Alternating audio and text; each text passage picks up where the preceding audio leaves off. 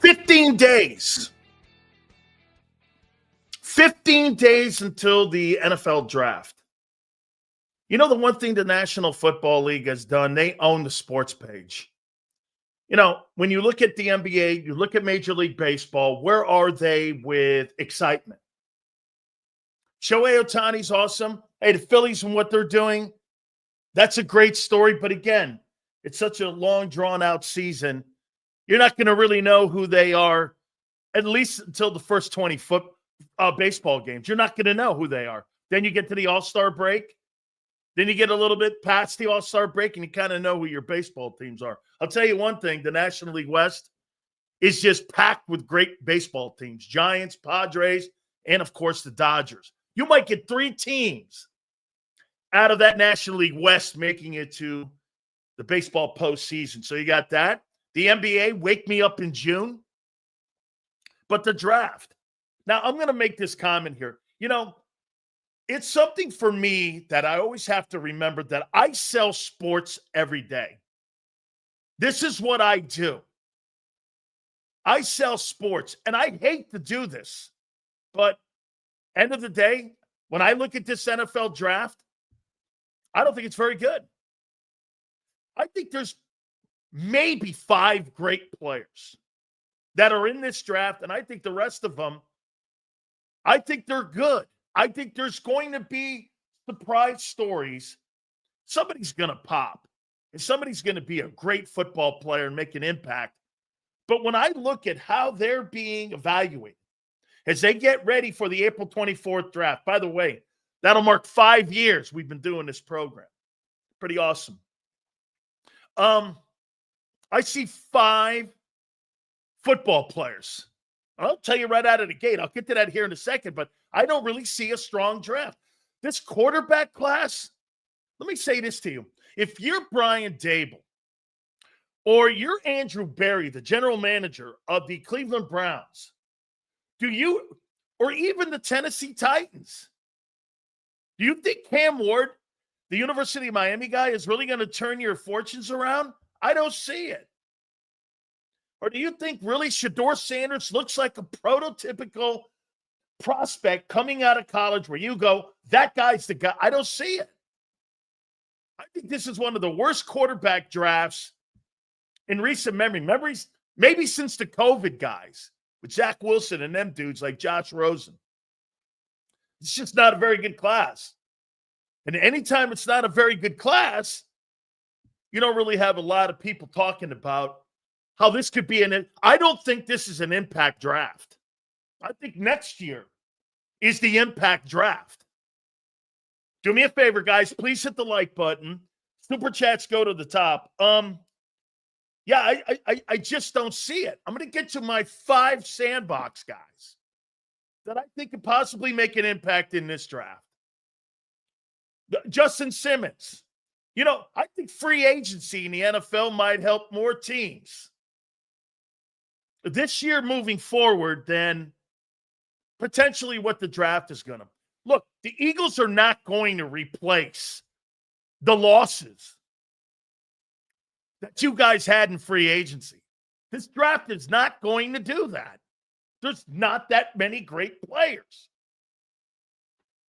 I mean, I don't see superstar players. By the way, today, we'll look at the edges. You guys wanted me to break down the edges? Also, I'm going to tell you what the secret sauce of the Philadelphia Eagle defense was a year ago. I'm going to look at the NFC East teams and their needs. College sports is changing forever because of a political bill that's been introduced. And again, let me give you my sandbox, guys. Oh, by the way, Mark Farzetta will join us. That'll be at 3:30. We will have our friend Dan Morgan, the president of Morgan & Morgan, who's working with NIL, with Michigan, and other sports like at Florida. And we will get with him and talk with him. That'll be at 5:30. Do me a favor again. Please hit the like button here. Let me give you my 5 sandbox guys. And what I mean by 5 sandbox guys that are coming up in 15 days to the NFL draft. These are guys that I think that are going to be blue chip dudes. You know, if you think about it, for me, if I had to put 5-star, 4-star, 3-star, Travis Hunter's the best player in the draft.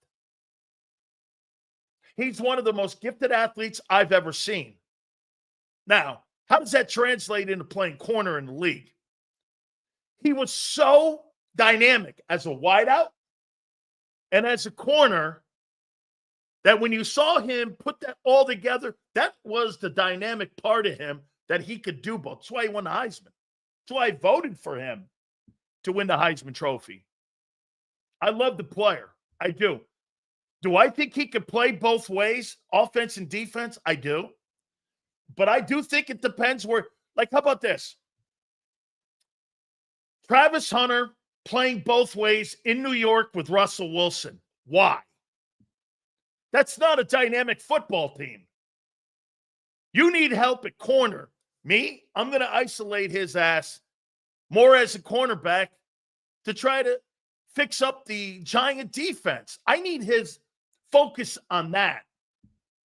If Travis Hunter goes to San Francisco, which he's not, and you've got Kyle Shanahan, that's a different conversation. He could Deebo Samuel him and utilize him more because of his skill set. Well, when you're a great player, you don't go to great teams. You go to sorry-ass organizations. There's a reason that the same teams pick at the top of the draft every year. You know what that is? They have no clue what they're doing. First, you have to fix yourself structurally. Ownership, front office, head coach, and quarterback. If you don't have that dynamic, it's over. Look at the good teams in the NFL right now. Sirianni, Hurts, the GM, and the owner. Look at Kansas City. Clark Hunt, Brett Veach, Andy Reid, Patrick Mahomes. If you don't have that foursome, I don't care who you are. Look at Buffalo. Ownership, the Pagulas, not bad since they bought the team from the Wilson family. The general manager is suspect at best. Look at the salary cap. The head coach and Sean McDermott is not what Josh Allen needs. They don't have that dynamic.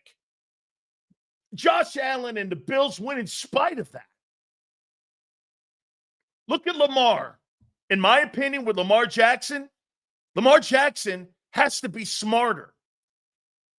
Jalen Hurts is a smarter quarterback than Lamar Jackson. He sees the game better. He's patient. He utilizes the talent around him better. That's why he wins. He's smarter. He's a smarter ball player than Lamar. And what I mean by that is I'm talking football IQ. I mean, how many times do we sit there and go, throw the ball? Don't throw the ball, Lamar. That's not the case with Jalen. Same thing you got with the Rams. Dan Kroenke, Les Snead, Kevin Demoff, Sean McVay, and Matthew Stafford. All these teams have that in every single one of those boxes checked. That's what makes you great. Is structurally your organization has football people in right places and people making the right decisions. Not everybody is there. Again, that's why the same people pick at the top of the draft every freaking year, like the Jaguars, the Titans, the Browns. Look at what Jimmy Haslam did with Deshaun Watson's deal. $230 million in full guarantees for a guy who may never play again. And for a guy who had suspect character issues. It's the worst contract in NFL history because of the guarantees and the amount of equity and draft picks you gave to Houston. You built the Houston Texans off of Deshaun Watson. Everything Deshaun Watson was may never be again. The 4,800 passing quarterback, the 30-plus TDs, you may never see that ever again. And by the way, if you ever want to see a guy quit, it's going to be him. Because let me ask you this. He's not going to play in 2025, Deshaun Watson, right? Okay? If you've got $200 million in the bank, why am I coming back to get my face kicked in on a shitty team? What's the point? Then you become Andrew Luck.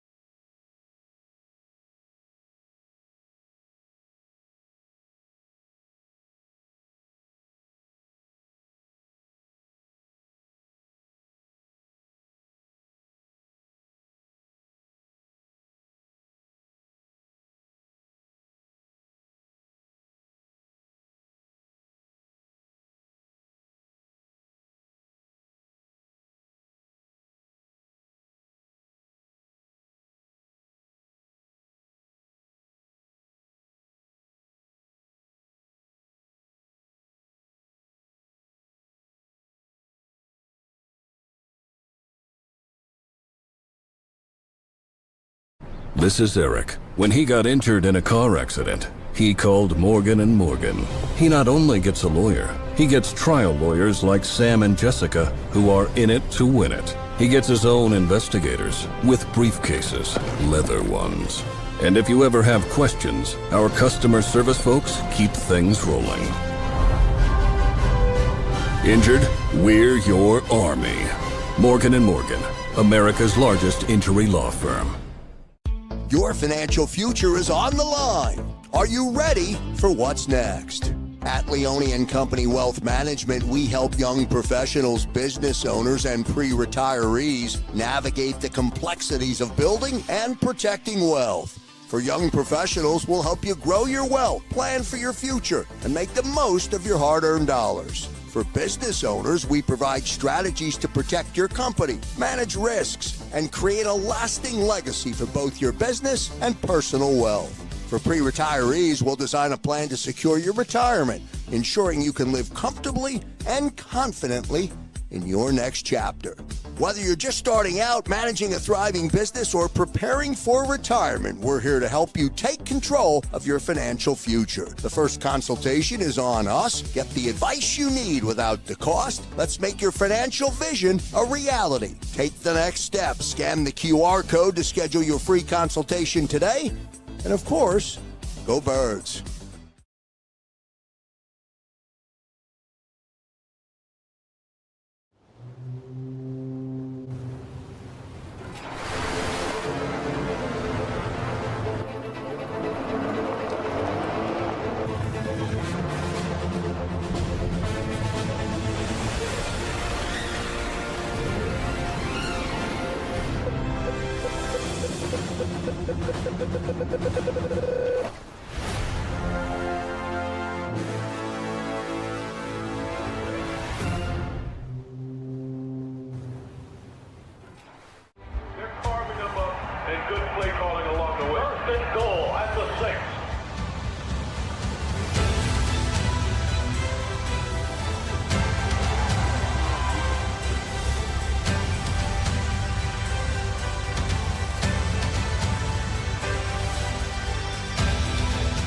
Field of life, First Trust Bank is there for you. Champions on three. 1, 2, 3. Because Philadelphia dreams deserve a Philadelphia bank. In our hometown, we all look out for each other. We step up to keep our communities going strong. And at Independence Blue Cross, we're here to keep you going strong as the #1 health insurer in the region. No IBX is always looking out for you. EAGLES, Eagles.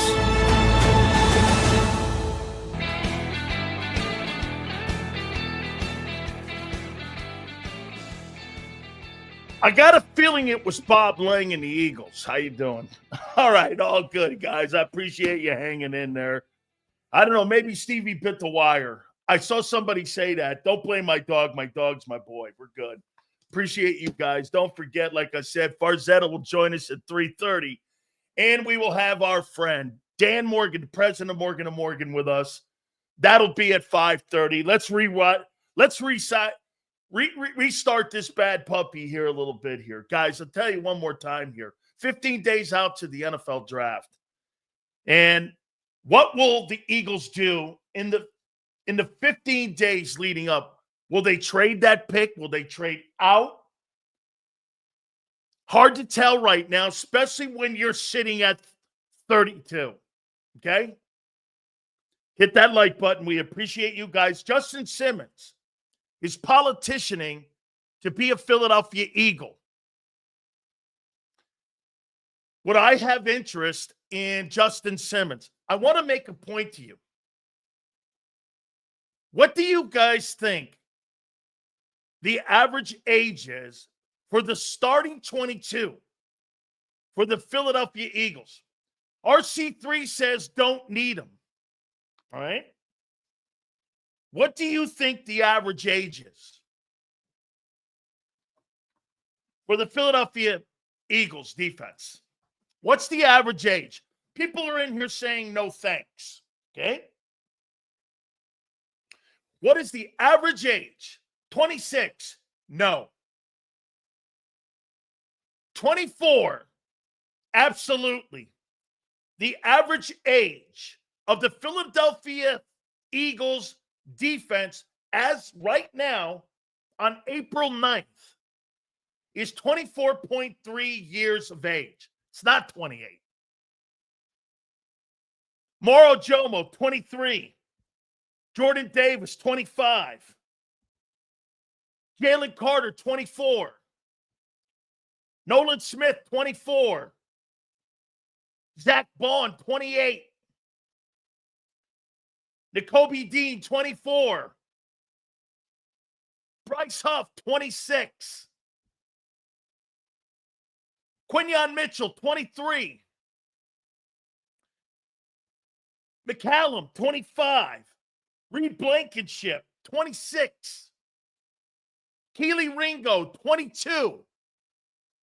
Cooper DeJean, 22. There ain't enough veteran leadership on that team.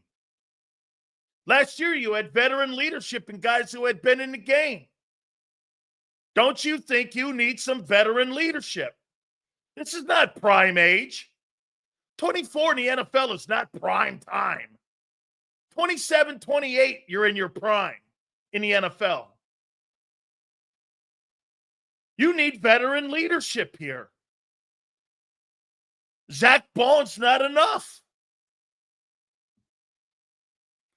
The average age of the Philadelphia Eagle defense is 24.3 years of age. And not only is it young, it's one thing to be young with experience. It's another thing to be young and no experience. Here, Moro Jomo, 0 experience at being a starter. Jordan Davis, underachiever. Carter, exceptional. Nolan Smith, up and coming, played half the year. Zach Bond, is it a one-year wonder? I don't care what you say. You have nothing, what I'm saying, not to be true. Do I think he's a one-year wonder? I don't know. I just know he's only had one great year. Seals, don't you think he'll have a good year? I don't know. I don't. He has no track record. He has no track record of putting consistency. Get this. When you say the word Zach Bond, the only thing you could say is 1 year. He was consistent for 1 year. What about the other 5 years of his career, 4 years, down in New Orleans? Now, is that a New Orleans issue? Probably. Okay? Oh, get this. RC3 goes, so RC3, you can't gauge a guy's NFL career based off of 1 year. How idiotic. He had an exceptional year. Like I say to you about Barkley. Barkley had a sensational season. Is he a better back than Derrick Henry? Absolutely not. Henry has the resume, and he also was on a shitty team. Went to Tennessee Titans. That's right, flexing. I'm not saying he's not going to. I don't know. When I look at Fred Warner, I know Fred Warner's a great player. Why? Every freaking year he's played, he's been great. Or Roquan Smith. Every year he played, he's great. I'm not ripping him. I just don't know. Here, Nakobe Dean. Okay? Nakobe can't stay healthy. Huff, complete disaster a year ago. He's 23. Shit, Vic benched him. Get this. William goes, Bond will be fine. How do you know that? I don't know if he can put another all-pro season together. Dude, that's projecting. Those aren't facts.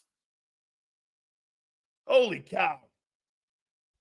Dude, don't base a career. Hell, you don't base your life off of 1 year that you've lived. Why would you do that for a football player?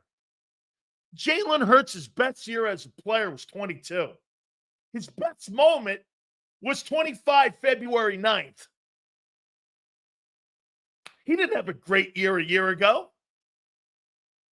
Hit the like button. We appreciate the supers. JD3, thank you. Look at how young this team is. Even if Simmons isn't the same player he once was, his impact on Sydney and maybe a rookie is worth the signing. He's a smart guy who can replace Slay's leadership. How you doing? Absolutely true. And he knows exactly what to expect with Vic Fangio. He didn't like the defense that he was plugged in to Atlanta a year ago. Didn't have a very good year. Hey, man, sometimes that shit doesn't work. You go to a bad system or you go to a system that doesn't utilize your skill set. That's exactly what he went through a year ago with the Falcons. Bond has to replicate his season again. Dude, I think that's going to be a tough putt. 64 likes, not bad. Guys, do me a favor. Hit that bad puppy, man. Hey, by the way, you know what's crazy? James Bradbury had an all-pro year. You guys gave him a 3-year contract and paid him as one of the highest corners in the league. After that, he was a bum. How do you know Zach Bond's not James Bradbury 2.0? How do you know that? I don't know that. I don't. I'm not forecasting that. Okay? I'm not. I'm just saying I wouldn't mind some veteran leadership back there in the secondary, especially with a guy that has worked with Vic Fangio. Get this. It's projection by everyone until camps. Dude, I'm not projecting Jalen Carter to be a great player. I know he is. Once again, that's a dumb take. Jalen Carter's not a project or projecting. That guy is one of the top 3 interior D linemen in the NFL. I don't have to project that. Oh, not talking about Carter? That's my point. That's exactly my point. There's only one surefire guy on this football team. That's Jalen Carter. And I'm talking more on the defensive side. Get this, come on. Really? Cooper DeJean 1 year. Quinyon Mitchell 1 year. Zach Bond 1 year. Nolan Smith half a year. Who else? Keely Ringo, no year. McCollum, no year. Again, veteran leadership is more what I'm talking about here. So, as me personally, I'm not trading up unless I see someone falling. Look, man, I don't know there's anybody in this draft worth trading up for. Get this. Reed is good. Yeah, he's good. Reed's a good ball player. Reed Blankenship's a good ball player. Yes. Great. No. Get this. Is he better than Justin Simmons? No. He's not. If you think Reed Blankenship is better than Justin Simmons right now, you're high. And by the way, we'll see how good he is without Gardner Johnson next to him and Slay on the other side. We'll find out. You've lost half your secondary. We will find out how good you are back there. Okay? Reed Blankenship will never be better than Justin Simmons at any time in his career. Ever. He's a good player. I like Reed. But don't talk to me about Justin Simmons. It's a different dude. Is he the same Justin Simmons as 6 years ago? Absolutely not. He's still better. He's still a better ball player. I mean, simple. Get this. This is not what I'm talking about. Vaughn and Cooper were the best in the NFL covering the middle of the field.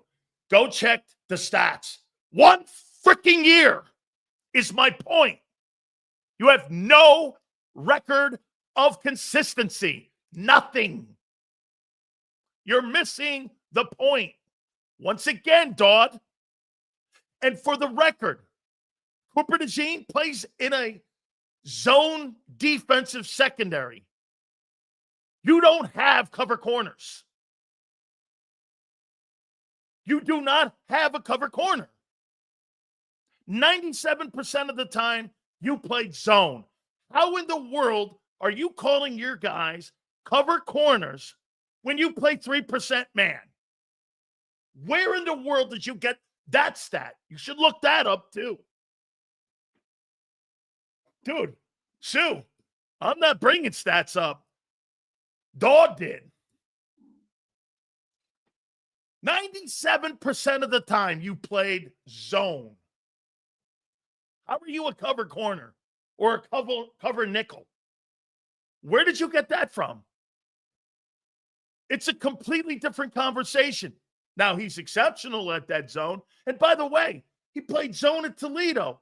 Cooper played zone at Iowa. There's no man. You don't have anybody that plays a good man.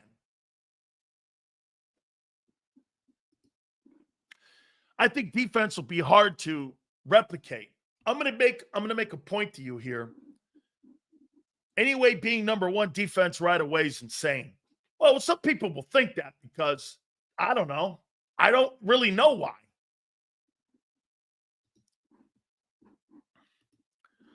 I like some of those guys from Ole Miss on defense as well as Georgia from the draft. I told you my issues with Walter Nolan yesterday. He doesn't have a very fast first step. We're going to look at the edge rushers. All right. So my question would be once again, do you think you need some veteran leadership back there when your team and your defense is averaging 24.3 years of age and you don't have the experience? Look, Mauro Jomo has 0 experience as a starter. Jordan Davis, true, starter. Carter, starter. I'm good with that. Nolan Smith, I don't know. We'll see. 17 games versus 7, 8 games. Bourne, we'll see if he could do it again. Dean, see if he could stay healthy. Bryce Huff, we'll see if he can play. Quinyon Mitchell, we'll see if he can do it again. Tristan McCullum, we'll see if he could start and win the job. Reed, good ball player. I like him. Ringo, will he even be on the team? Cooper DeJean, can he do it again? Now, look, Quinyon Mitchell and Cooper DeJean, I'm good. These guys look good. I am not in any way telling you. Dude, your own defensive coordinator. You know what? You know the problem is here? You don't like the way I talk to you. So let me talk to you like Vic. Like he was at the ball game, at the Philly game. Hey, man, we lost a lot of really great players. I'm going to be up there in Howie's office, and I'm going to be in there doing my best to try to recover some of the great players that we lost. And with the fact that you're looking at so many corners, tells you he doesn't believe they have the corner to take over for Slay. Dude, your own DC's been talking this way. Not just the way I'm talking to you. Okay? We wanted Sills. That's right. Wanted Vic's way. Hey, Vic doesn't believe. I don't think Vic believes he has the horses in the barn to do it. We'll see. I think Vic is the right guy to put the pieces in there, and let's see what they have. Absolutely. All right. So let's move on to this topic. What was the secret sauce a year ago with your defense?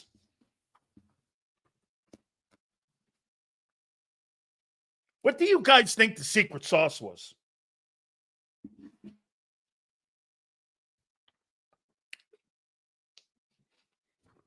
What was the secret to the success of that team? Coaching. Not this guy. Terrible takes all the time. Let's see. RC3. Coaching. Depth. Okay. Bond. Who else? Throw some in there. What coaching? Milton and Sweat. Okay. I'm going to tell you what the secret was to your defense a year ago. People going Vic scheme. Let me tell you, I went back last night and I watched your Super Bowl. And then I picked your NFC Championship game. By the way, guys, please hit the like button. I went back and watched your defense in the NFC title game, in the game against the Rams, and the Super Bowl. And here's the secret to what you did. And by the way, Kansas City's got a problem. Because you know what the Eagles did? They exposed them. You exposed Patrick Mahomes and Andy Reid on something that Bruce Arians said right here on the program yesterday. You exposed the Chiefs. If you go back to Super Bowl 59 and how they handled Patrick Mahomes and how they handled Matthew Stafford and how they handled Jaden Daniels, it was a masterclass in how to deal with quarterbacks. You won those games with your front four. You were able to take Kansas City apart because of pressure rate. They created great pressure with the front four. 41% of the time, you were pressuring Patrick Mahomes, and they have to adapt to this. They pressured him 41% of the time in dropbacks, just with four guys. That's unbelievable. I mean, and you had 6 sacks in the game. You won the Super Bowl based off your front four and what you did by getting pressure on those QBs and what you did on Mahomes. Replicating that, here, let's look into the numbers. I broke them down. Okay? They had the 7th best pressure rate of any team in the league this past season. And they were number 1 in the postseason. Their front four, without any blitzing, took those playoff teams apart, especially in the NFC title game and in the Super Bowl. Those front four guys that you're saying are going to be so easy to replace were the key all year and in the playoffs. And you think you're slugging some dude in that did this. Josh Sweat was a 4th rounder, had 68 pressures. Jalen Carter, 1st rounder, had 80 pressures. Milton Williams had 64 pressures, was a 3rd rounder. Nolan Smith. This is a great number for a kid who only played half the year after he took over from Brandon Graham. Had 55 pressures. That's outstanding. All 4 of those guys were instrumental in the Philadelphia Eagles taking teams apart defensively, especially in the NFC Championship game and especially in the Super Bowl. They took teams apart because of their front four. And you think you're replacing those guys with who? Some guy you found on the street? Get this. Here's M. Reyes. This is the dumbest. This is a stupid take again. So we have to replace a 3rd and 4th rounder. Flourish in the building. This guy thinks it's easy to find a $27 million player in the 3rd round and a $20 million player in the 4th round. How asinine. How asinine is that? That you think you're going to go in the 3rd and 4th round of this year's draft. How long did it take those 2 guys to develop? 3 years? 4 years? And replace them at 25. It's such an idiotic take. Took Milton Williams 3 years just to become that player. But this guy thinks in 4 weeks of training in July, they're going to replace him. Asinine. Absolute asinine to think that that would happen. Where in your right mind would you think that that's going to be replaced with this year's 3rd and 4th round in a shitty draft? Where do you get that from?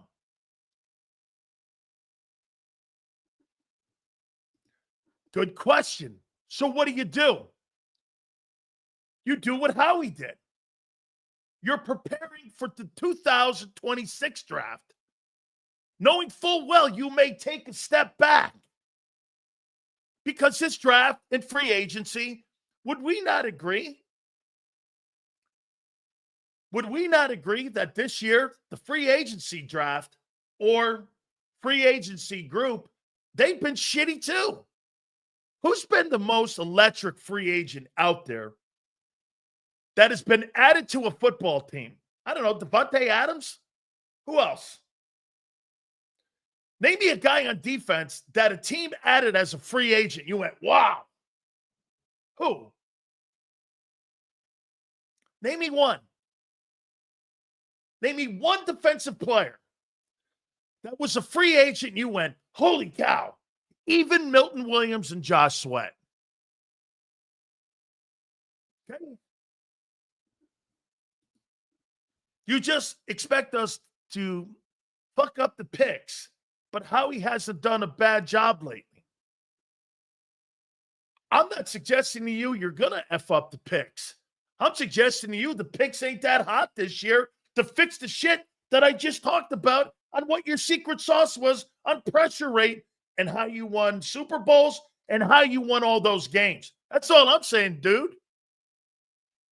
You think you're going to be able to replace that type of production based off of lesser guys is idiotic. It's idiotic.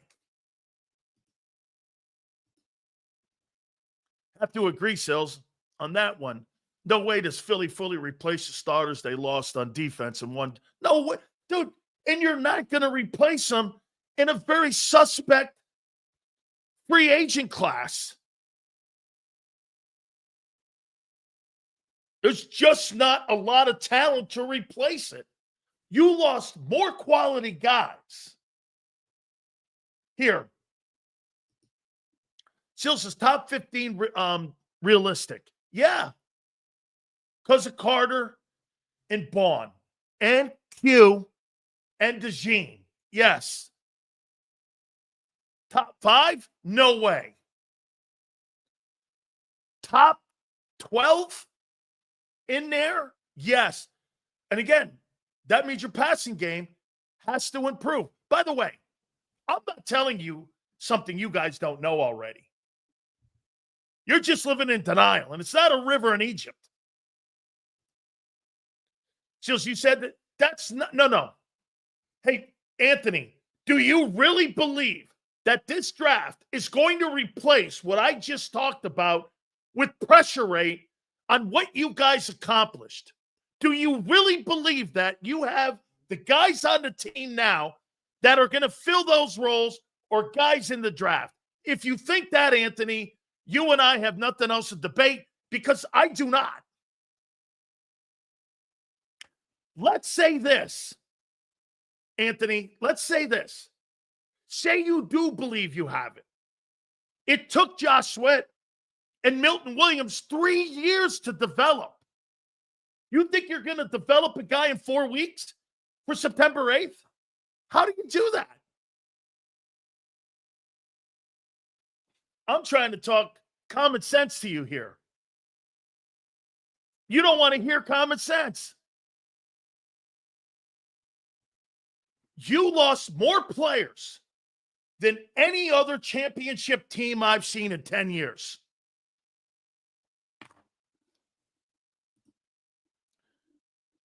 You are one fry short of a Happy Meal, Sills.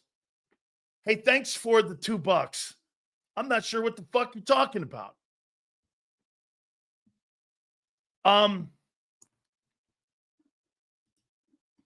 I trust Vic. He'll make it work. Betting on him. Oh, Anthony, betting on him to do what? Betting on him to do what? What exactly are you betting him on? To turn Joshua Uche into a great player? What are you talking about, actually? Sills, the issue we have here in Philly is that we become spoiled, that every move, that's exactly one of the great points that I'm trying to get. And you're right, Bob. Every move Howie makes is not a great move. We get this too. Jordan Davis has underachieved. Okay? And a Bryce Huff move has been a disaster. A first-round pick is not going to get a fifth-year option. Or he's going to get a contract extension. That's a failure. The Bryce Huff move's a failure.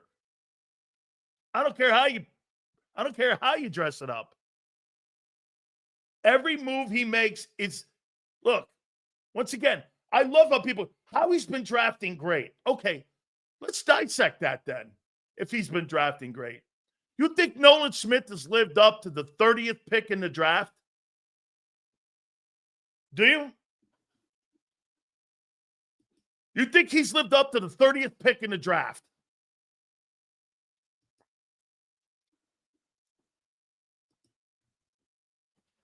He has. 7 games. He's lived up to it. Wow. Not a chance in hell. Cam Jurgens has. For sure. Devontae Smith, for sure. How about Tyler Steen? How about Tyler Steen? Look at this dickhead. Kenny Pickett has a fucking ring. Bryce Huff has a ring.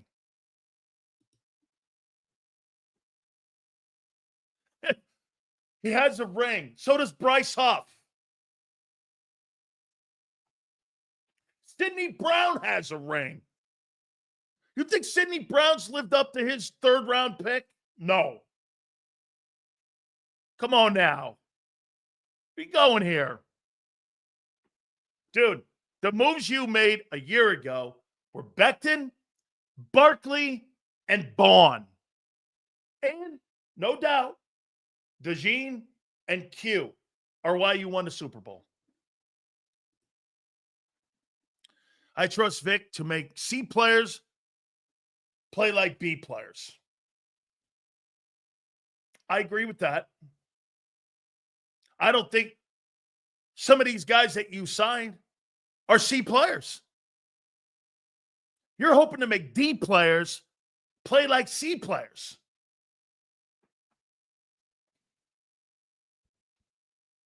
You're young and experienced. And the thing fighting what the Eagles are going to try to do in rebuilding is this. You don't have a very good free agent class, and you don't have a very good draft class. How are you rebuilding when the availability of the players aren't there? I disagree with people. Free agency, the Eagles have volume. They don't have good players. The guys they signed.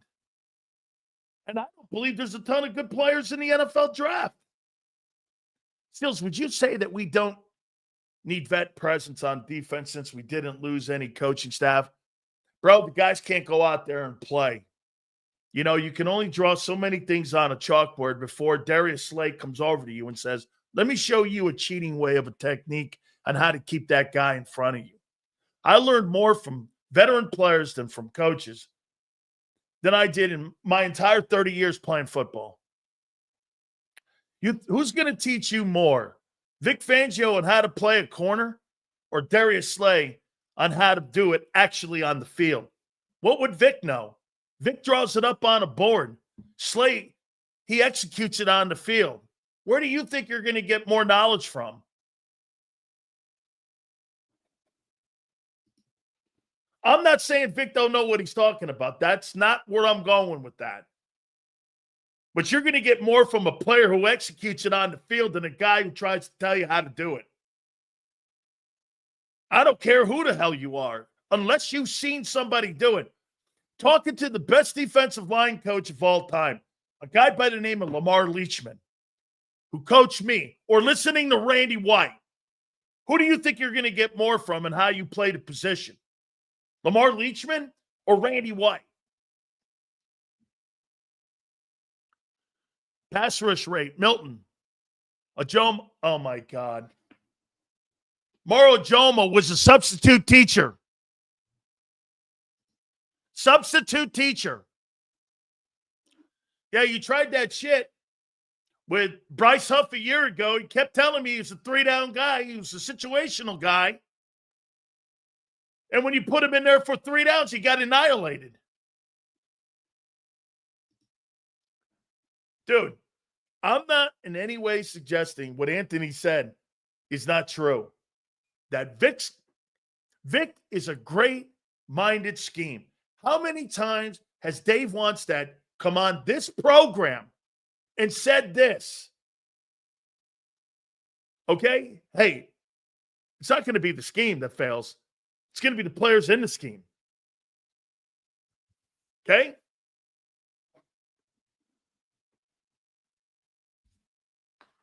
I mean, get this. How long was Slay and Bradbury supposed to hold these guys' hands? Until you had proper people in there with experience to take their roles. Who's got the most experience at corner right now on your team? Somebody tell me. Who has the most experience at corner right now in your football team?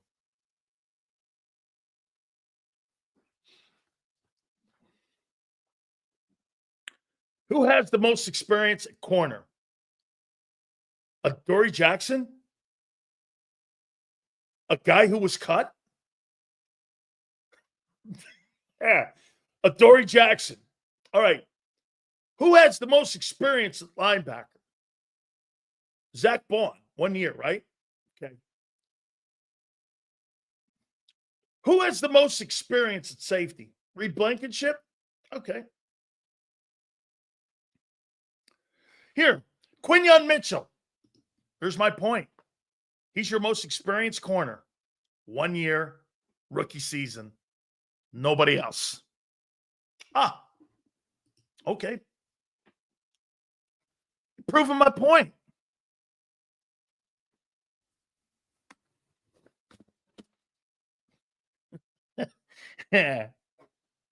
Proved my point. A rookie from a year ago is your most experienced guy. I'll say it's a horrible take. No shit. Nice job. That's my point about getting veteran leadership maybe on the team a little more. Okay? Hey, M. Reyes, you don't have to fight me every time, kid. I'm looking to get to the same place you are, building a good defense. You don't have to fucking sit in here and cry all day. Okay? Because you don't like the way I talk compared to what Vic talks like, and Vic tells you the same shit. You know what's funny? Vic talks the same way I talk, but this guy moans on how I present it to you. Isn't it funny? Vic says the same shit I do. And this guy this guy's arguing with Vic Fangio on how Vic is even talking about his secondary and how Vic is even talking about the players he lost. And this guy's moaning about how I'm addressing what Vic's saying. I'm not saying anything different than what Vic Fangio's saying. I'm not the one crying, dude. You're the one sitting there eating a mama's nipple and some Similac. This guy right here, seriously, this guy needs some Similac. Help M. Reyes out a little. Holy cow.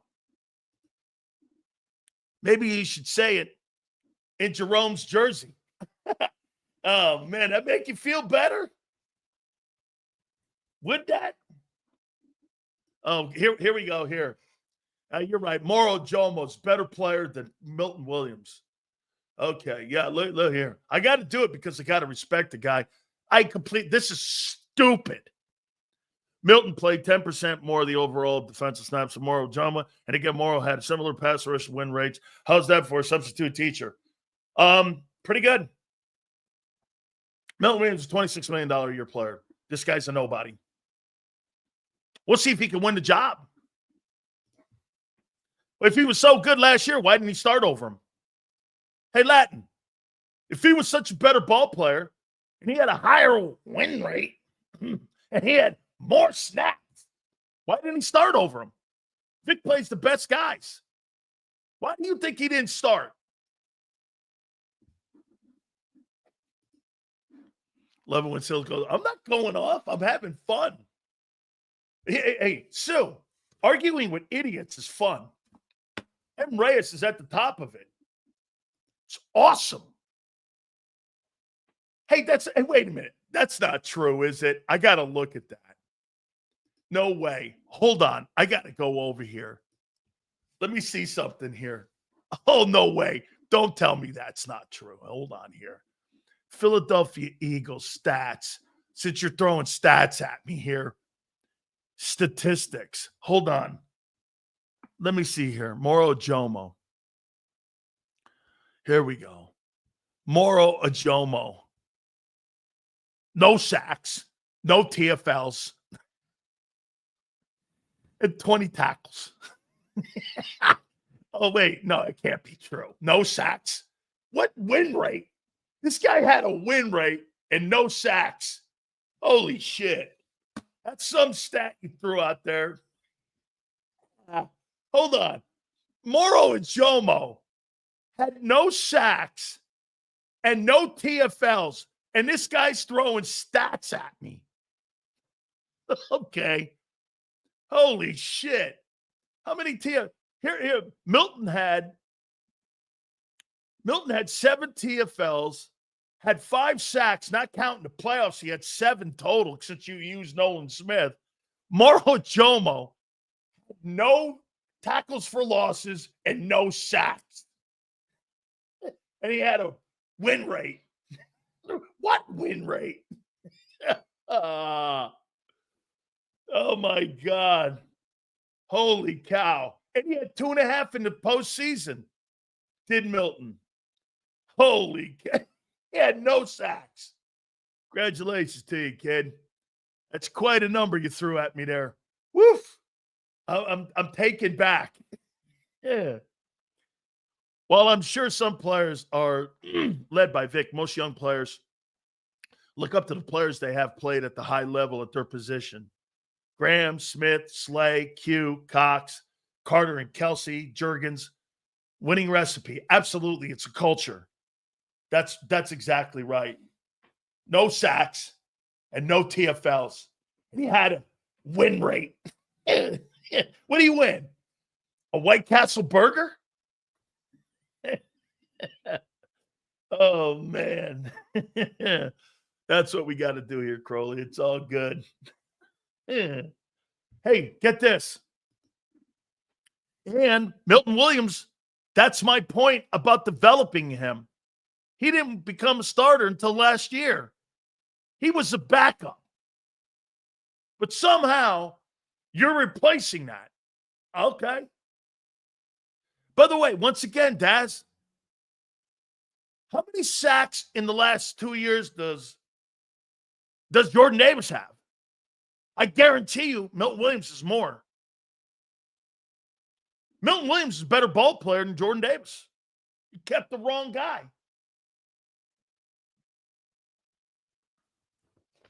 You kept the wrong dude. I mean, why in the world would you keep the guy with lesser sacks? Shit, Ojomo's got none, and Carter's got 2. And you let the guy go who you developed. That was a problem I had. Oh, excuse me, 3.5, Milton. Hey, Milton had 3.5 in the postseason.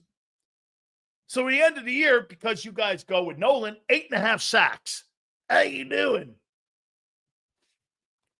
Moro Jomo, none. All right. We're going to move on here. Do me a favor, guys. Please hit the like button. Mark Farzetta will join us. That'll be at the bottom of the hour. The president of Morgan & Morgan, Dan Morgan, will join us. That'll be at 5:30. Sills, so you think we should have paid Milton Williams $30 million? No. But at the end of the day, I think you should have done everything in your power to try to keep one of those guys. Why couldn't you keep Josh Sweat at 20? What's wrong with 20? Especially if you're not keeping Jordan. That's because you're $65 million in dead cap money and you're third in the league in that. That's why. Why did you pay Josh the 20? Josh was a Super Bowl MVP defensively. Why didn't you keep him? Why didn't you keep that guy? Hey, by the way, here on April 9th, the Philadelphia Eagles, February 9th football team, that's in the ether now. It's not the same team. It's just not the same team now. Like, the Rams pretty much have the same team, and they upgraded at wideout over Cooper Kupp with Devontae Adams. Washington added players. They got better. Whatever you think of those players, it's not the point. They got better. Detroit didn't lose anybody. San Francisco did, and they're going to be worse. Where did you upgrade? That's a great question. Where did you up? Oh, you're talking Commanders. Where did the Eagles upgrade so far this offseason? That's a great one, James. Where did the Eagles upgrade? You downgraded at D-line. You downgraded in the secondary. Get this. Can't pay everyone. Well, that's a fact. No, the question is this, Crowley. You can't pay anyone.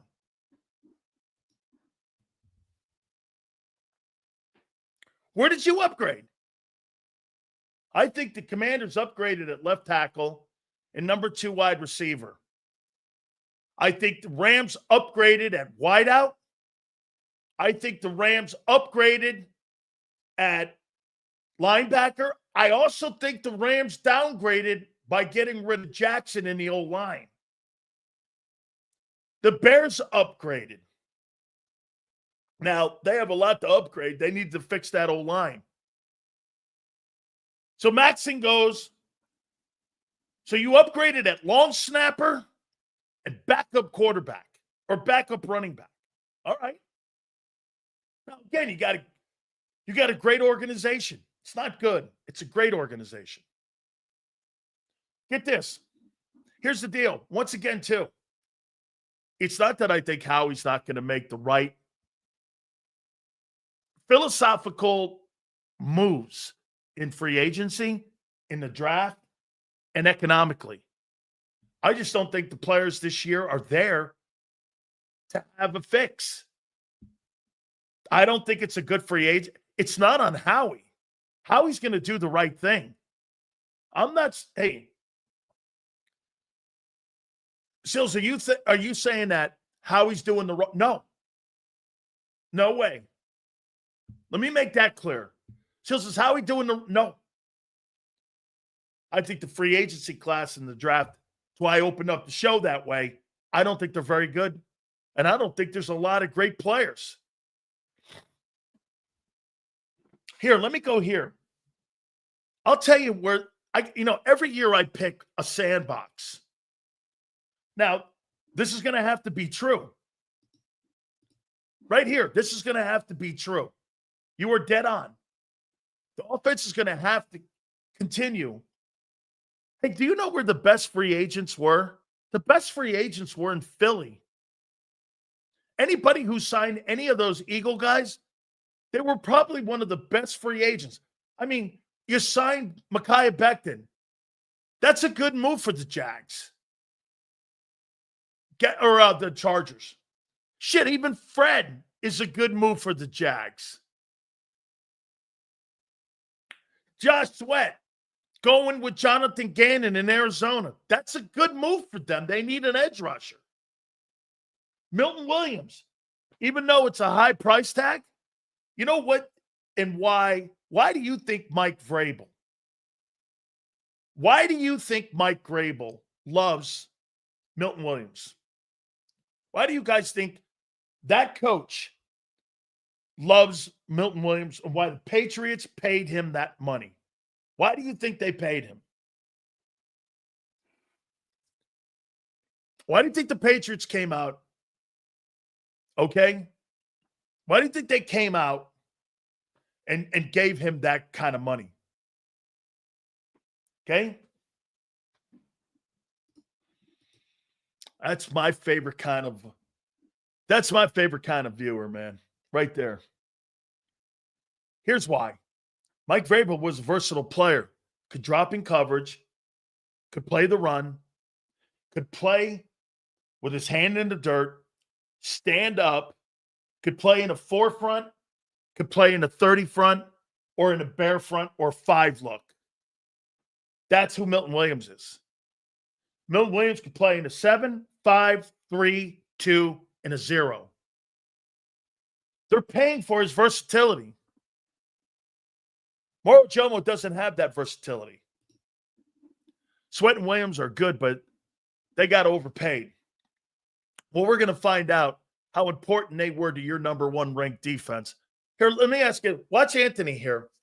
Let's see if Anthony, how important do you think Josh Sweat and Milton Williams were in the playoffs with the success on how they rushed the passer with 4 guys and no blitzes and being the number one defense in the league all year? What do you think their importance was to the group and to the integrity of the defense? You may not have but one superstar player on defense, and that's Jalen Carter. But how important do you think Josh Sweat and those guys were in not blitzing Patrick Mahomes one time in the Super Bowl, and they put that guy on his back 6 times? How important do you think those 2 guys were? Just in that game alone, let alone the whole season where they were the number one ranked team and they were 7th in pressure rate. How important do you think they were to the number one defense? According to Anthony, not very. According to Anthony, Josh Sweat and Milton Williams brought very little.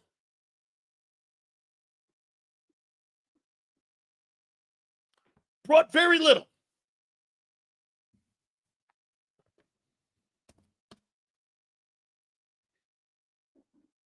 Okay?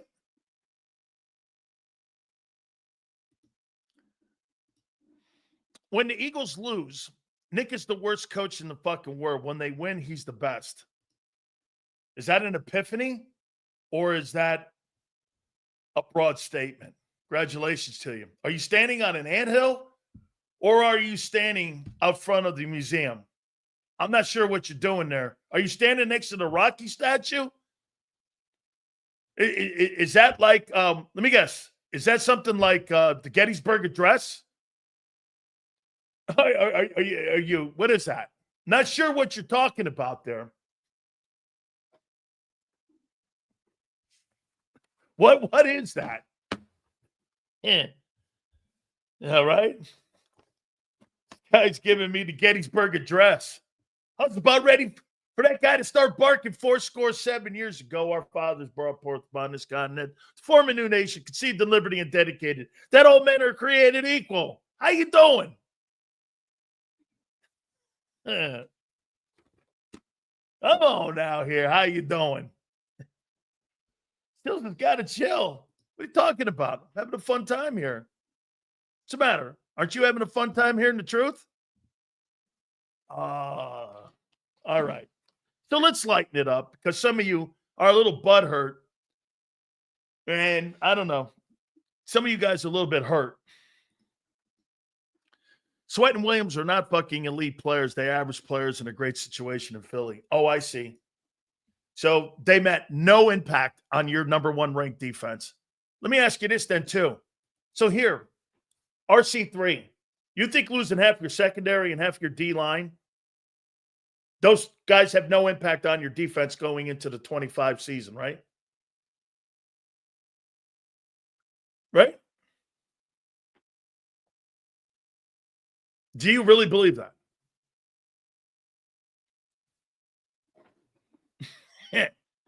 How you doing? Y'all know Sills loves making it about me. How's that about me? I'm not the one that sipped these guys out of town. How's this about me? I'm just echoing Vic Fangio.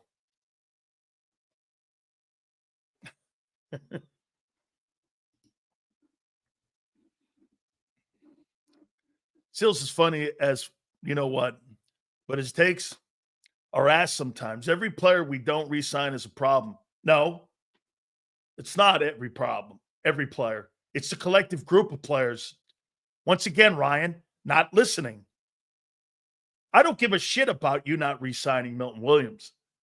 Milton Williams, Josh Sweat, CJ Gardner-Johnson, Darius Slay, Oren Burks, Isaiah Rodgers, that group, yes, that's a problem. Because you won with a group, not one single player. You didn't have an elite pass rusher. You had an elite tackle. And the linebacker, I'll tell you this. You guys want to sit there and say that Josh Sweat and Milton Williams benefited from Jalen Carter? Well, I'll tell you somebody else who should stroke him a check. Zach Bond. How'd you like to play behind Jalen Carter? Who do you think benefited more? Remember, Milton played on the other side of Jordan Davis, not Milton Williams.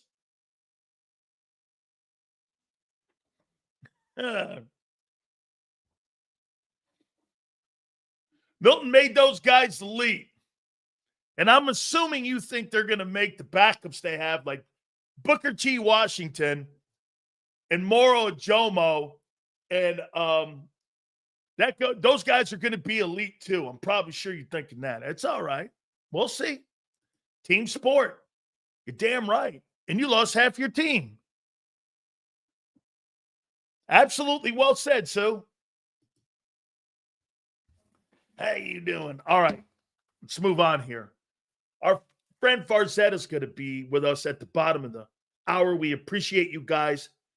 Please hit the like button. So you think Nolan Smith is elite, playing 7 ball games? You know what? I probably thought they probably said that about Bryce Huff when he had that 10-sack season. I'm sure they said that about Joshua Uche when he had that 10-sack plus season. What happened to them dudes?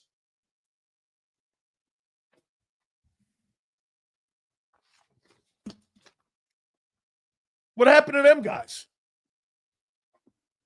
These guys had really great years. What happened to them? How come they fell off the map?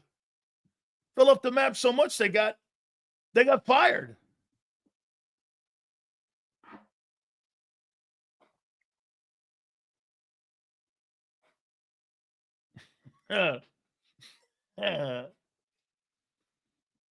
Scheme change. Oh, scheme. No, that's not a bad take. Okay, that's not a bad take. Scheme change? That, yes. Coaching staff change? Yeah, well, yes. That's not a bad take. Scheme changes can change the direction of a player's career for sure. Okay? Absolutely. All right. I'm going to take a look at some of the edges. Guys yesterday asked me to do that, and I'm going to do it now. Get this here. We don't need to upgrade. We had the best team in football. That's what the draft is for. This guy says this shitty draft is going to upgrade your defense. Here, let me give you my 5 sandbox guys. I think there's 5 guys in this draft are probably only 2 blue chip. The rest of them, I don't know. This is a shitty draft. Travis Hunter and Abdul Carter are probably your only blue chip guys. And I got Kevin Banks, the tackle from Texas. Campbell, the linebacker from Bama. And Malachi Starks. Those are probably your guys who could play this year and be really good ball players. The rest of these guys, I don't know.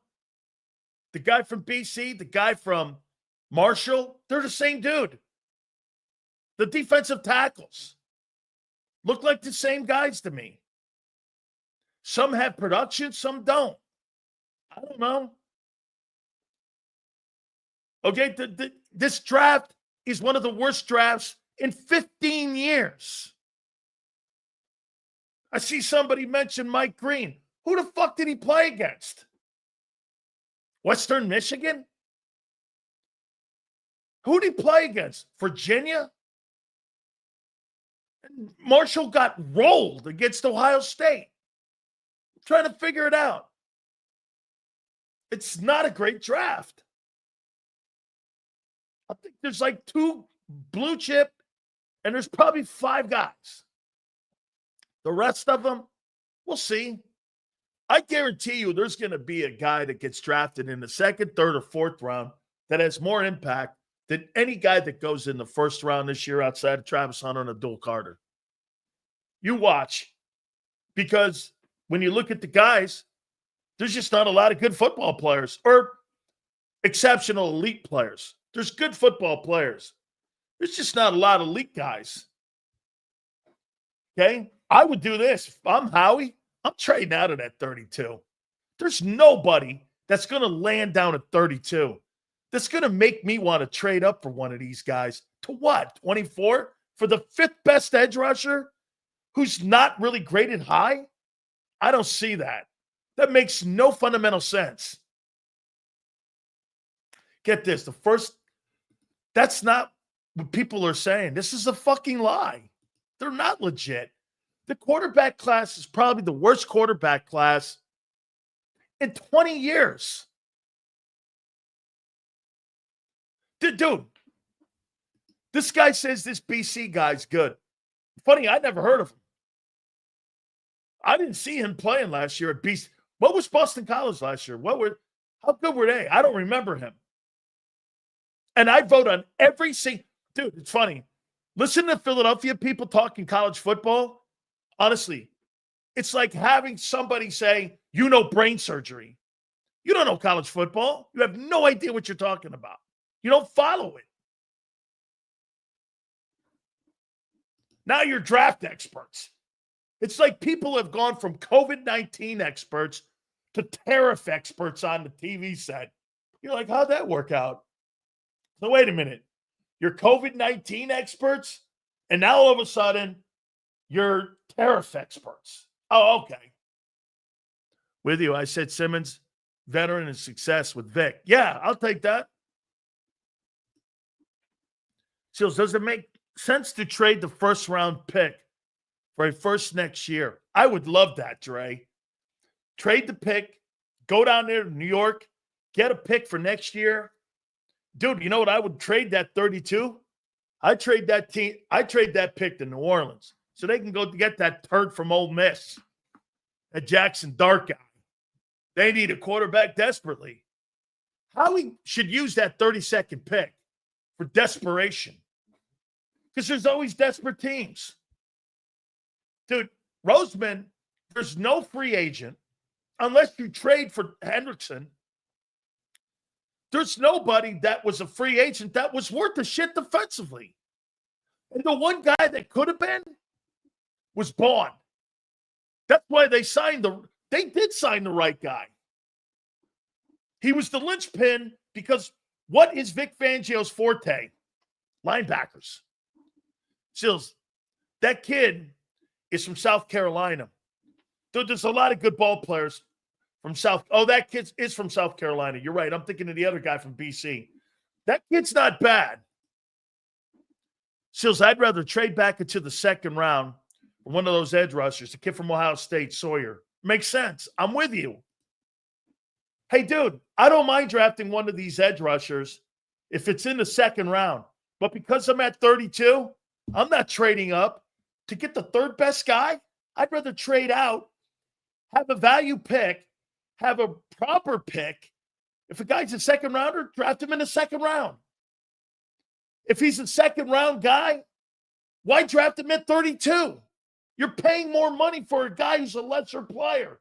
Makes no sense. I get it. We definitely didn't upgrade this season, but we did extend our window of success. Yes, that is a spectacular take. You didn't upgrade, Devin, but you expanded your window for success. Absolutely a spectacular take. Yes, sir. Yes, sir. Yes, you did. See, you're seeing the bullshit through the force. That's a great take.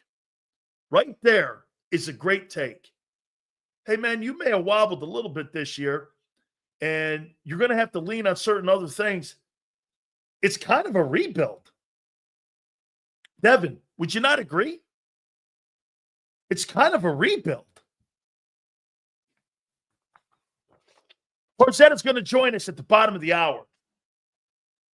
I mean, right? It's kind of a rebuild, but you're rebuilding on the fly because you got the good coaching in the building. Retool. I'll take that. It's not a rebuild. Retool? Sure. The Eagles aren't rebuilding. I don't believe they ever will. as long as that guy's your GM, I don't believe rebuild's the word.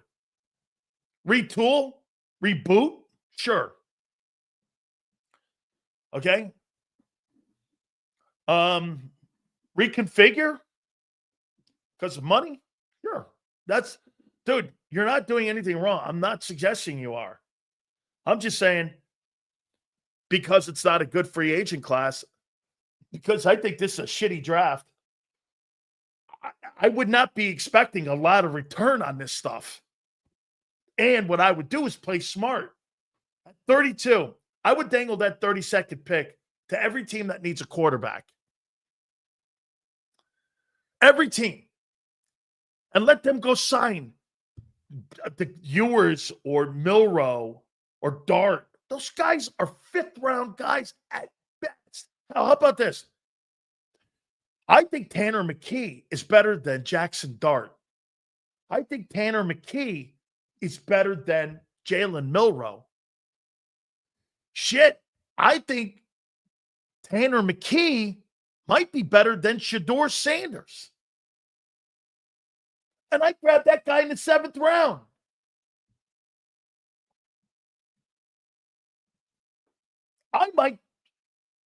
Who would you rather have as your starting quarterback in Philly? Shedeur Sanders or Tanner McKee? Who would you rather have? Right now, on your football team, who would you rather have? Tanner McKee or Shedeur Sanders as your starting quarterback? Shedeur? Not me. No way.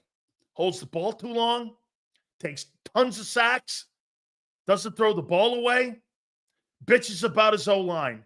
Not me. I have nothing I see in that guy of success except his last name, and that's because his dad's Deion Sanders. Football IQ is crazy? Well, if his football IQ is so crazy, why in the world never did he beat a top 25 team when he was at Colorado's 2 years? He never beat a top 25 team in his entire time there. He's such a savant player. What was his biggest highlight?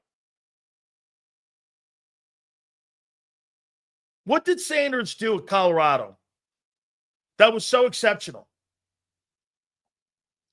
See this here? This is the most useless stat for a quarterback on the planet. The greatest quarterbacks in the world. How fast do you think Tom Brady ran his 40? What was it, 5.5? How about Peyton Manning? What was that, 4.2 or 5.2? Let's see. Montana ran a 5.2. I'm trying to figure out all these great quarterbacks that have run sub-5 flat 40s. I mean, how many Super Bowls? Hey, what does Mahomes run? What did he run, like a 5?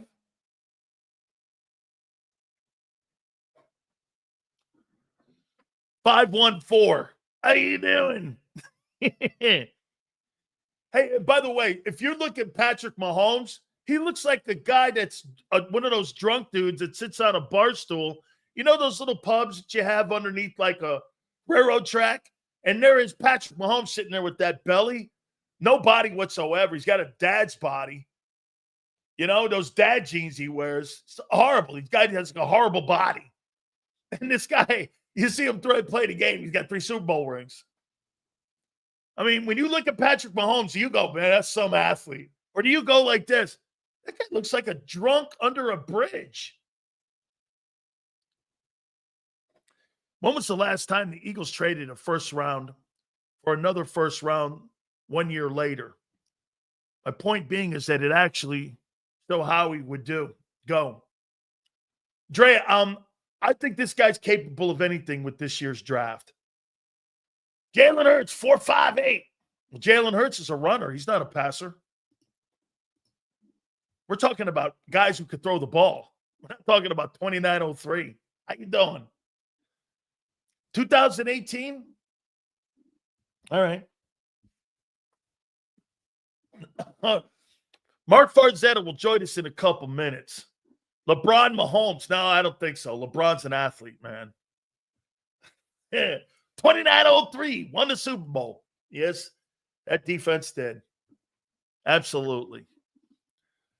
Let's get those likes up, guys. I appreciate it. Hey, by the way, I'm not telling you how he's doing a bad job. How he's having an A-plus offseason. He just doesn't have the people to fix it. Free agents stink. The draft stinks. Something to do with him. Seals, do you think Nick Scourton from A&M is a waste of a pick? Sean, he's just not a productive guy. I mean, here, some of the edge guys. I was going to wait until after Farzetta, but I mean, here, look at these edge guys. Michael Williams, Georgia. 6'5", he's 265. He's a young dude. He's 20 years old. Okay? This guy had 14 sacks in 40 games. 5 tackles for loss last year. Had 9 in 24. Kind of came on later this past season. He's good against the run. Okay? But again, I don't know what you're thinking here. But for me, before I get to Farzetta here, isn't this a retool? I mean, I want to read this here before Mark comes on here. The secret sauce to the Eagles last year was the fact that they got home and their pressure rate on the quarterback. You didn't blitz at all in the Super Bowl. 41% in dropbacks. You got to the QB. The game, he was running for his life. And you put him on his head 6 times. You think you're really replacing him with the IKEA guys you signed? In this draft, I don't know. Let's see what Farzetta says. Let's bring in Mark Farzetta. Opens up our broadcasting here on JAKIB Sports each and every single morning. Make sure you check him out. I love my paisan here. I don't know. Mark, I mean, is this a retool, reboot? How are you labeling the defense here? I just want to be sure. Did you refer to it as an IKEA defense? Yeah. You, instead of going over to Neiman Marcus or someplace like, you go buy yourself some good furniture, you go to IKEA and go, hey, honey, can you help me build this? Because these instructions, you know me, I can't get shit. I can't put a 3-legged grill together. You want me to put a couch together? I need some help here on this stuff here, man. I mean, it sells your family built Rome, my friend. Your family built Rome. You can put together. You can put together a little Skarsgård from IKEA, whatever it's called. I don't know. They always got the weird name. But look, as far as would you use the word retooling? Rebuild? I don't know. Well, put it this way. I think the Eagles have a lot of confidence in the scheme right now, and I don't mean to haunt people with the idea of Chip Kelly, which is just, my scheme's so great, just insert and they're good. I think the core players are there, but we have to get used to this new idea that we're just not used to at all, we live in a world right now where the Eagles are paying a running back a record number. We're living in a world right now where the Eagles are actually paying an all-pro inside linebacker in Zach Bond. We're not used to that. We're looking at an Eagles team that's a 2-time Super Bowl champion now. We're not used to that. We're not used to an Eagles team playing in 2 Super Bowls in 3 years. So there's a shift in philosophy where the Eagles generally had almost like a Mad Libs type of way of not paying players. If it's a linebacker, we're not using that. Nope, we're not filling in the blank there. But now they're filling in the blank with playmakers, as opposed to you can't have a playmaker at linebacker. You can only have it at corner. You can only have it at defensive tackle and edge. They're realizing how much the game has changed to be a lot more fluid defensively. I'm not saying it's like the world of basketball where you have fluid positions, positionless basketball. But I remember this started to really rear its ugly head maybe 10 years ago or so, where I'd be talking to safeties in the NFL and they would all be talking about The free safety position is no longer the free safety position. The strong safety position is no longer the strong safety. It's totally different. It's interchangeable, where you're going to have guys, and we started to get used to this with Brian Dawkins. We're going to be used to playing a little bit more of the linebacker position, coming down in the box more. Like, things have changed so much, and the Eagles have adapted to that, where they can use a guy that's as versatile as Zach Bond in coverage, attacking at the line of scrimmage, whether it's the run game or after the quarterback, in the very extreme rare occurrence of a blitz, as you just pointed out. Or we could bring along a player like Nakobe Dean, who we know has the speed and the quickness and the mentality to be a good linebacker. And now we just need to see him do it for a full season and not be injured. And then we also see a guy where it's never going to change. Two guys that it's really never going to change, and that's in the trenches. You see a guy like Lane Johnson continuously get extended on the offensive side of the football, and you're going to see a guy like Jalen Carter reset the market at defensive tackle position for years to come. So if you call it a retool, I'll put it like this.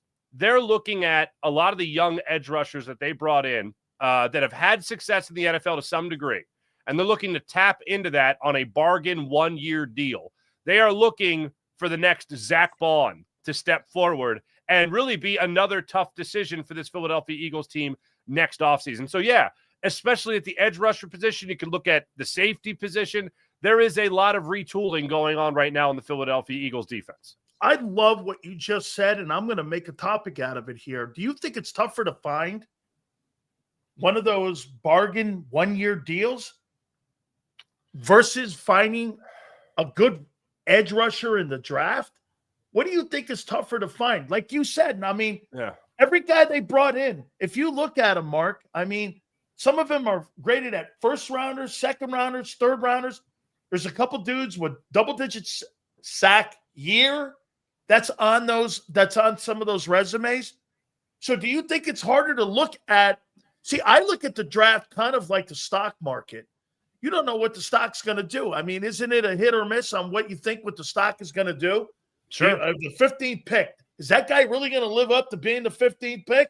Look at Jordan Davis. He hasn't lived up to being the 13th pick. I mean, he's been okay. It's been an underwhelming performing stock if you want to go down that route.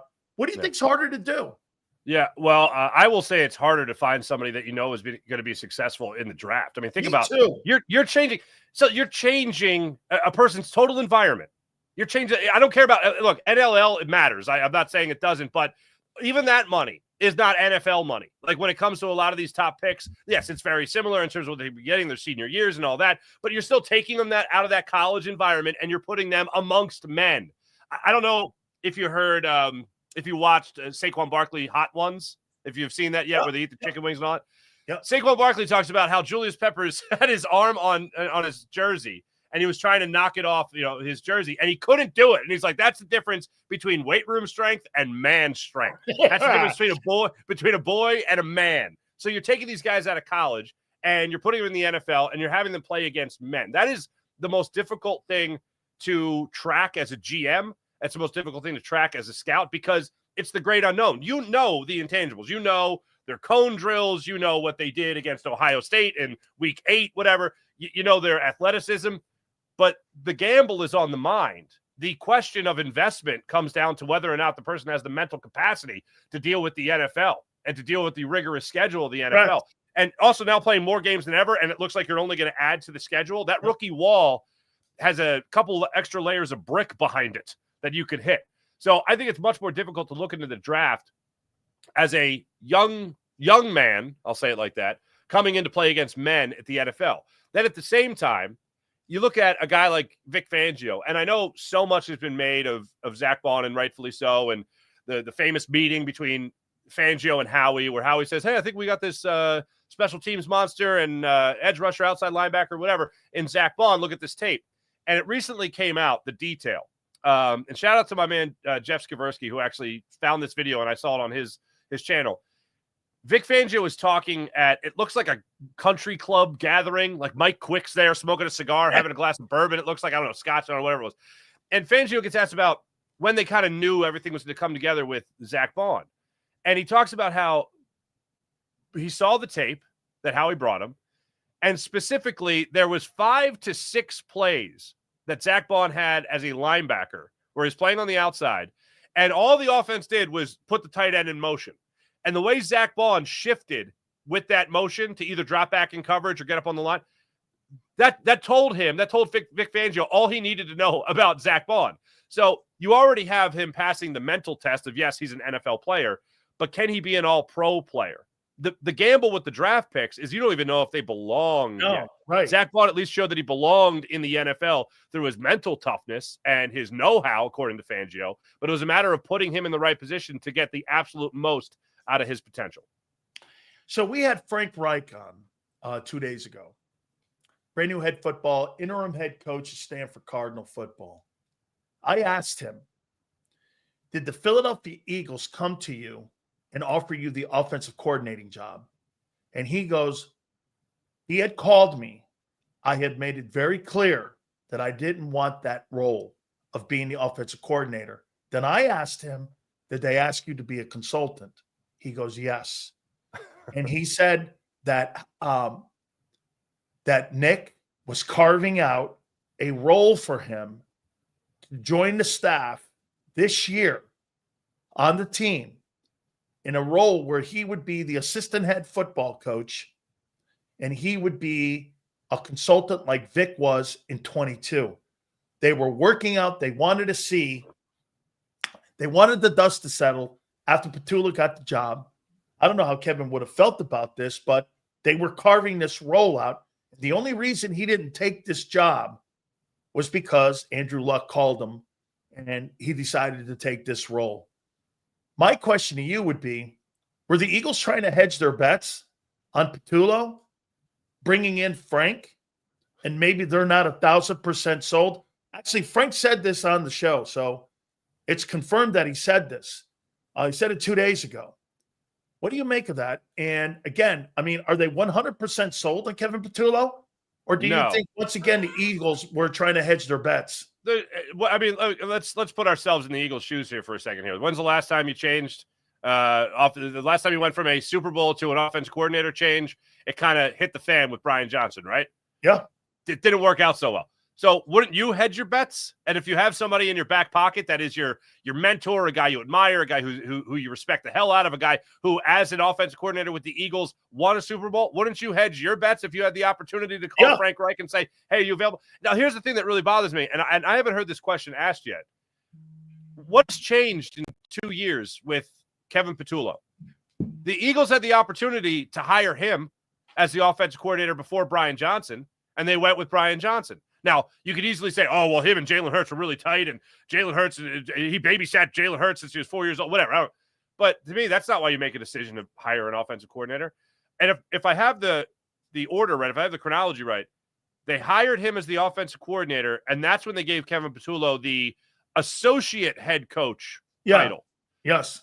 So I don't know if that was a pacifier or just the Eagles wanting to at least keep Kevin Petula around because he had already experience with Nick Sirianni either protecting him or whatever. But I found that to be very interesting. Why wasn't he hired 2 years ago? What was the difference? What changed in the last 2 years? How much better did he get? Did he get that much better under Kellen Moore? One of the things that Nick Sirianni talked about at the owners meetings when he said had to sit down. I always laugh at the sit down where they're at like some hotel restaurant and everyone's around him, but whatever. And Nick Sirianni was like, I was almost jealous of the relationship between Kellen Moore and Kevin Petula because they were always together, and I was jealous of that friendship. Jokingly saying that tongue in cheek. But how much did he really learn in this past year, and was it enough to make it a surefire decision just 2 years later after you passed him over for the same promotion? So, yes, to answer your question, I think they're hedging their bets. How about this? I think the reason, and something did change, they took the ball out of his hands more when it came to the passing game, and they went to the run game. And I think the reason – now, look, again, Frank is a passing offensive coordinator. I think what they wanted to do is this tells you a little bit – doesn't it telegraph you a little bit on what they're going to do in their approach this coming season? They're going to stick with their formula of running the football, maybe get a little bit more. And by the way, you haven't decided on what you're going to do with the tight end position. And it looks like the way they're talking, he's not going to be there. So you're not going to improve the passing game through the tight end spot with a rookie or whomever. So, right. I mean, I think what changed for them was that, well, we're not going to throw the ball like we had in the past prior to 22 and 23. We're going to do more of what we did in 24 because that's the formula that won the Super Bowl. But my bet with you would be this, though, Mark. You don't have the same defense. That defense kept you in ball games a year ago. So you're going to be leaning on that offense to have more of a balanced attack, aren't you? Mm-hmm. No, I think so. But I also think, to go along with, I think the first thing that you asked me about, the defense, you have a guy like Zach Bond who has proven to be a playmaker. Quentin Mitchell and Cooper DeJean are still there. The core reason why the Eagles had a lot of success last year, they're still there in that secondary and that linebacking core, which is, again, crazy to say about an Eagles team. But they have lost, Mark, but they have lost half the secondary and half the D-line. Mm-hmm. Off them starters. I mean, that's critical. Mm-hmm. Absolutely. But I think the best players still remain. Okay. So that's where I'll say. And I don't think Adoree Jackson is some bust. Look, you weren't going to go. I don't think he's don't get me wrong. Yeah, I think exactly. I think he's good. I think the best example of a buying low and hoping for the most scenario comes down to Azeez Ojulari, because he's a matter of whether or not you just keep him healthy. And this guy could obviously get double-digit sacks. Having an anchor, and look, Dexter Lawrence is a great example of this because he's another amazing anchor of a defensive line in New York. So it's not like he's not opening up things for other players. But can Jalen Carter do that same thing with a guy like Ojulari? I think he can. So I think that's the best example of the Eagles looking at someone and saying, all right, we're going to buy low on you, but we're expecting a lot of production out of. So yeah, no question that there's a lot of turnover in that regard. But on the offensive side of things, I think the playmakers are also still remaining. Their tight end is a huge question mark. I do think Dallas Goedert has played his last game.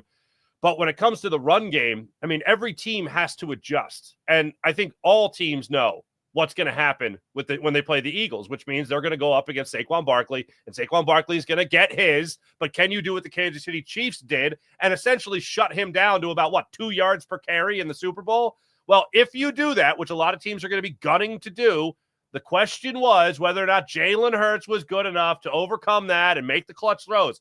Well, he only overcame that to the point of being a Super Bowl MVP and champion.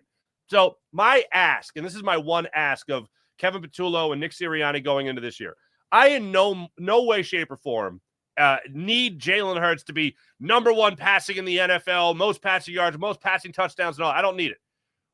I can't have a bottom of the barrel passing attack in terms of how often you rely on them. And what that means is you're looking at a running back right now who in total had 482 touches last year through the playoffs. Now, whenever I bring that up, a lot of people will say, oh, well, they're not Derrick Henry touches.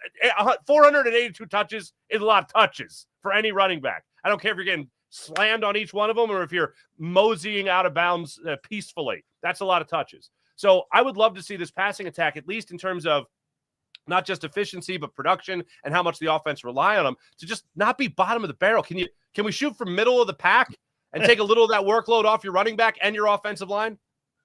Absolutely. I got two last ones here for you. Tell me if you would be here with me on what they should do at 32. I said this the other day. I think there's 5 guys in this draft that are great. I don't really think this is a very good draft. I think I think Abdul Carter, Travis Hunter, probably blue chip guys. The quarterbacks are terrible.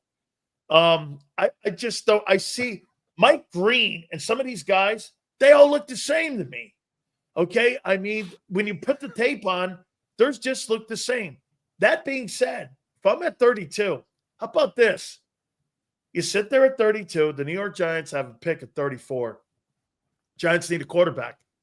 They drop they take their Travis Hunter or they get Abdul Carter, whomever. They call the Eagles. Hey, what do you want for 32? Tell you what, I'll take a second and a third this year, or maybe another, because next year's draft is projected to be great. And then you can get your stiff quarterback down there. Potentially, if Sanders falls, there's your boy down there at 32. Or Raiders are at 37. There's another. It's at the top end of the draft. You go to them and you go, I'll take a 2 and a 3. You guys can have the 32. I'll give it to you. And you get more quality picks. There's another one. The Saints at 39. You know this guy, Kellen Moore needs a quarterback. Derek Carr has a $40 million incentive coming up here at the end of April. They're not paying that. They're already 60 over the cap. They got to dump the guy, right? So then you get your boy from Ole Miss down there at 32.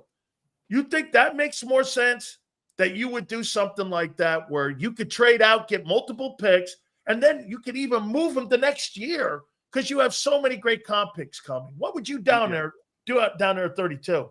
I think at 32, if Nick Scorton's available, the Eagles are just going to take Nick Scorton. If he's not available, I see them trading back, which at first, I know a lot of people jump on this as well. The Eagles have a ton of draft picks next year. To move back again next year, or excuse me, this year would just seem odd, but I wouldn't put it past Howie Roseman in the least. One thing I do know, he ain't trading up. It's not going to be one of them situations where he's leapfrogging anybody to get the player that he really wants. Tight ends up there, that kid from Penn State drops a bit because of quarterbacks. You think if he's at 24, could he move up to Minnesota and get that Minnesota pick for that? I don't think he's going to do that for the tight end. My opinion of Grant Calcaterra is not the same as what I think the Philadelphia Eagles' opinion of Grant Calcaterra is. I think the Eagles are looking at him right now like he is going to be a 1A to a tight end they draft in this draft, just not in the first round. I think they do add depth at that position in the mid-rounds with one of their picks, but I don't think it happens in the first round. I think they look at Grant Calcaterra and say, we'll be happy to go into the season with him because we still have A.J. Brown, we still have Devontae Smith, we still have Saquon Barkley, we still have this offensive line, and we still have Jalen Hurts. But I don't think they're investing anything major in that tight end position when it comes to a Dallas guy. I mean, look at their tight end. I mean, usually we're talking about second-round picks that they're adding to the tight end position. So I don't think it happens in the first round. And I also think that they already know that their offense is pretty stacked. They can get away with something there. One, not even weak spot, but not Pro Bowl caliber spot. And they're also looking for a tight end to not just be good, decent. They're also looking for a tight end to stay healthy, which, as we all know, Dallas Goedert, that was not his strong suit. Okay, finally here. So we got Jeffrey Scorsese, Laurie, and we have Hollywood Howie. And, I mean, what a great situation for these two guys and the egos that they have to be on Hard Knocks. My God almighty. There you have it. You have the television and movie producer and Jeffrey Scorsese, Laurie. And there you have Howie. Working the phones. Flashlight, I got it. Okay. Hey, yeah. Make sure if 2, 3, 4, 7, 8. I mean, this thing would be made for television. There's Roseman. I can't. By the way, real quick, Roseman now is Gators win the national title in hoop. I can't stand this guy. He had everything going for him right now. Right? It's hey, second rounder, third rounder. Hey, Scorsese, what do you think? Do it. Blue Horseshoe likes Nick Scourton from A&M. Why not be on Hard Knocks? Because it would go like contrary to the idea that Jeffrey Lurie has, I believe, 3 Academy Awards. Is that right? Yeah. Like some he's been an executive producer on, and I forget what the other thing is. But I remember, I think it was at the owners' meetings. I just looked at his Wikipedia. I forget what I was looking for.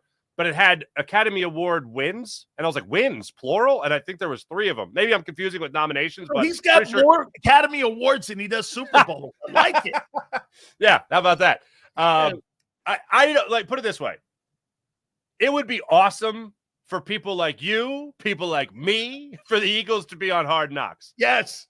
But being what just happened with the Giants and the whole Saquon thing, like that ain't going away. No, that ain't going. Like, first off, let's talk about how embarrassing it is just for the fact that the Giants had this guy for so many years. He comes to the Eagles, record season, right? Super Bowl championship. That's embarrassing enough. Now imagine the behind-the-scenes stuff of your owner admitting to the world, I'm not going to sleep well if Saquon Barkley goes to Philly, blah, blah, blah. And, like, all the inner workings, all the conversations are there. Like, Saquon, we're probably not bringing it back, but we might bring it back. We want to bring it back. Hope we bring it back. And, like, Saquon's like, yeah, cool. It's like the Giants are like, I love you. And Saquon's like, thanks. You know what I mean? Like that kind of thing. Like, I don't want that for the Eagles. Not that I think it would happen, but I don't want the Eagles to have that film that lives on in infamy about a key mistake made behind the scenes. I have the perfect call. That thing lives in infamy there. You're right, because watching him go, hey, listen, just give us a last shot to match. Barkley goes, I knew that. Dude, he was – I mean, I would never want Joe Schoen to pick my next quarterback, let alone a first-round pick. How about That's his why son? You're saying Adoree Jackson might be a good player because, hey, look at the Giants. You're not making too many good moves over the last couple of years. Yeah. Yeah.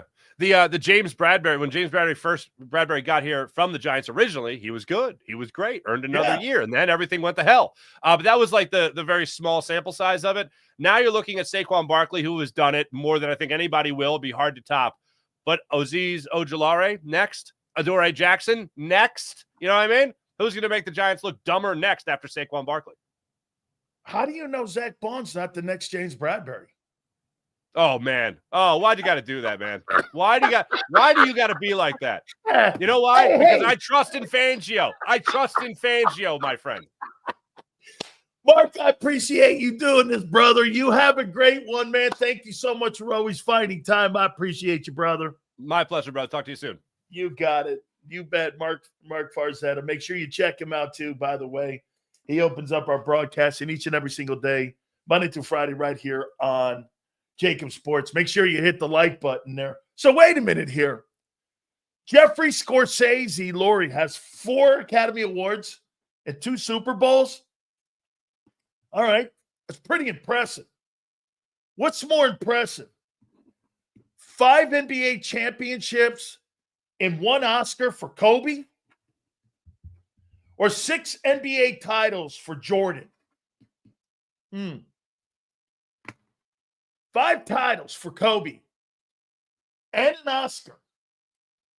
MJ 6 titles, no Oscar. I mean, Laurie's got 6 himself. 4 Academy Awards, 2 Super Bowls. That's pretty damn impressive. That's pretty good.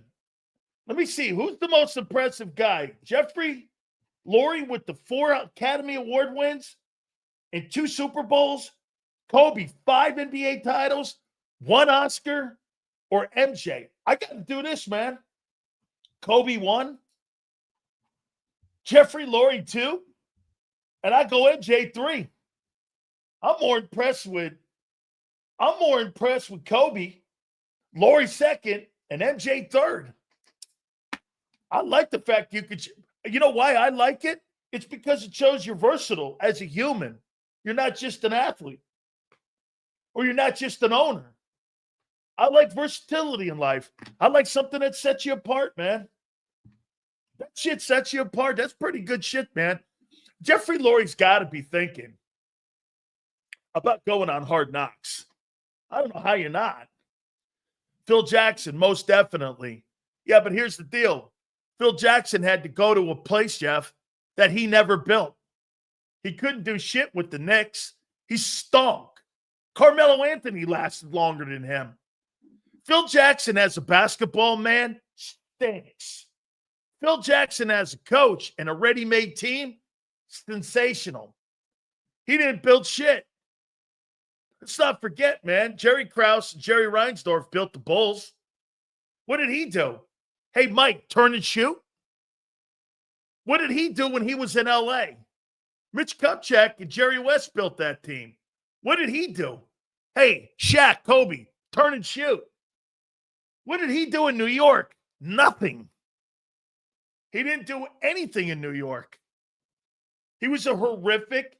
Hey, MJ's the worst owner in NBA history. Next to Donald Sterling.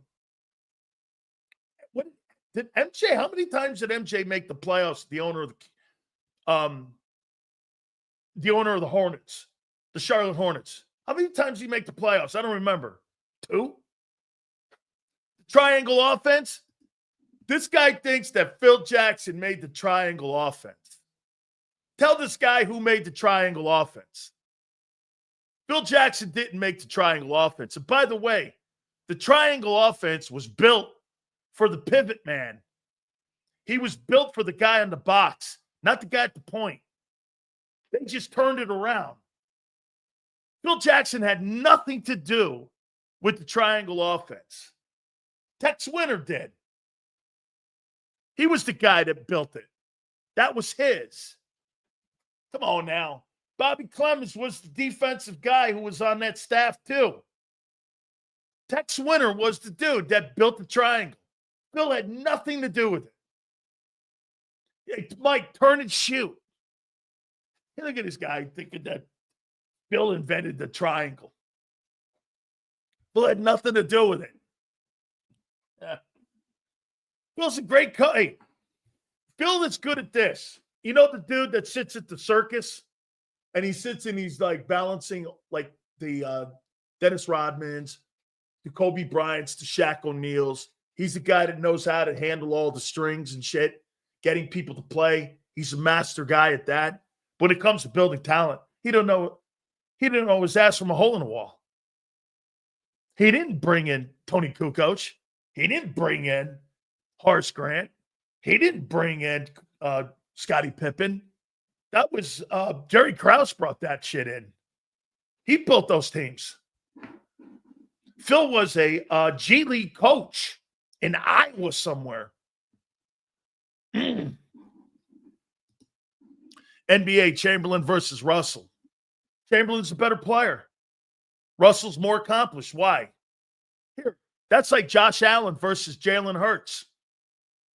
Will Chamberlain never played on great teams except for two. The 67 Sixers and the 73 Lakers. The only two teams he played that were loaded. When he played with Chet Walker in 67, when they won like whatever it was, 67, 68 ball games with that Sixer team. And that 73 team, when he was at the end of his career, when they won like 33 in a row. Those are the only two teams that he ever had that were loaded, like all the Hall of Famers that Russell played with. Bill Russell today, in today's NBA, at 6'9", 18 and 20, he ain't getting 20 rebounds. Wilt could play today. You know why? There's no centers today. Who's the top center in the game? Embiid, and he shoots threes. Okay. Joel Embiid spends more time at the perimeter. By the way, I'll give Joe Krause love for this. This guy pegged him 5, 6, 7 years ago as a stiff, and he is. He is. Okay? He is. He's like the Kirk Cousins of NBA basketball. Hey, he puts up a lot of stats, but when it comes to winning, this guy ain't won shit. He didn't even win shit at Kansas. That's a center. I'd like to see Shaq on that guy.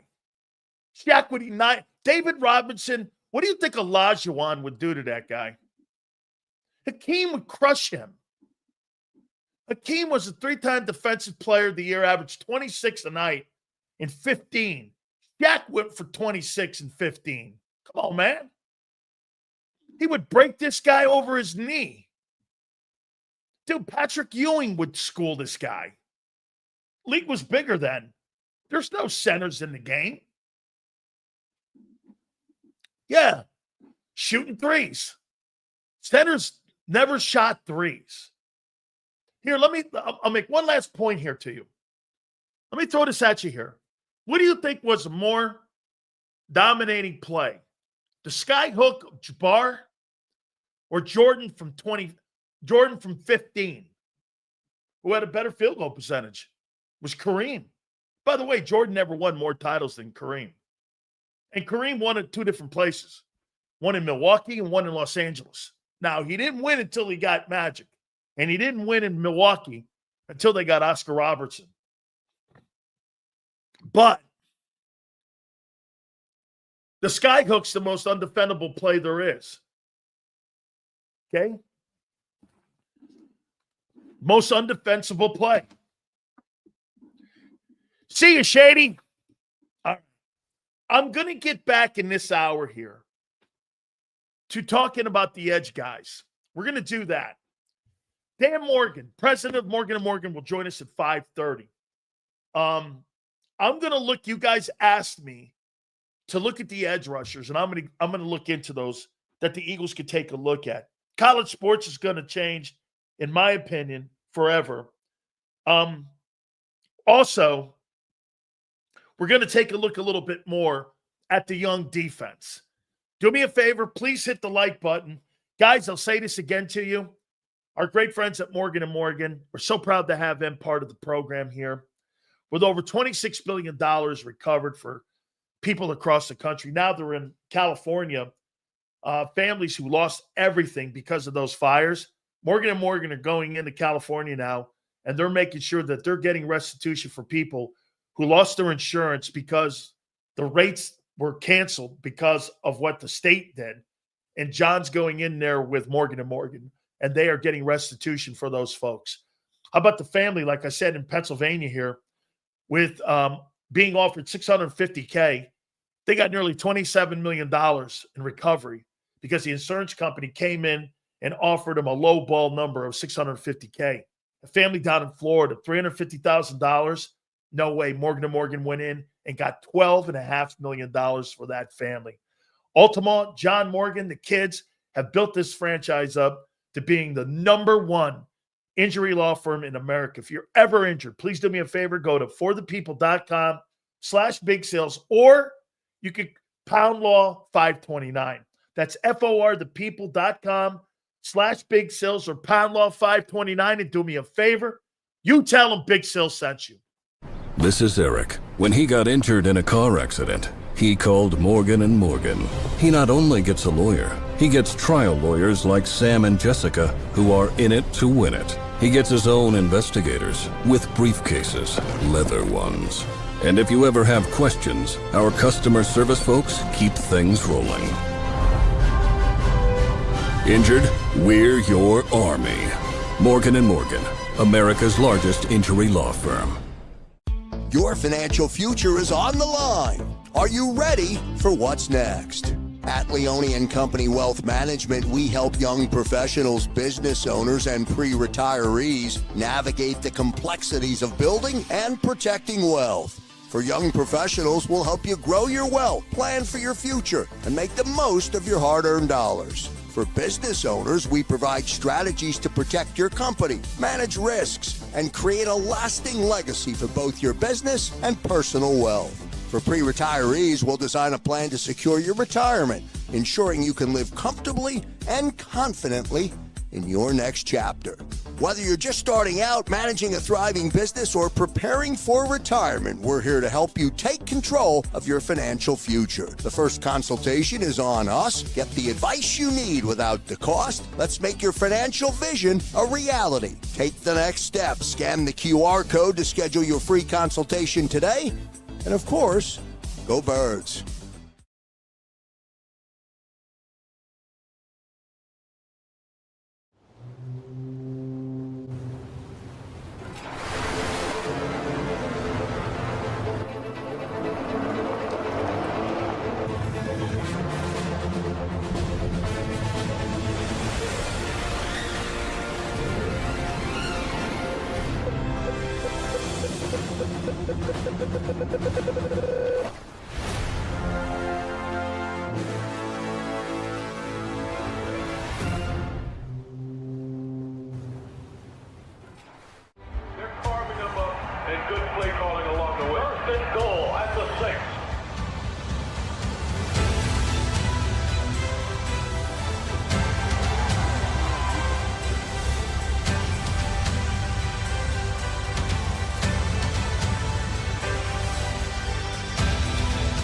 Field of life, First Trust Bank is there for you.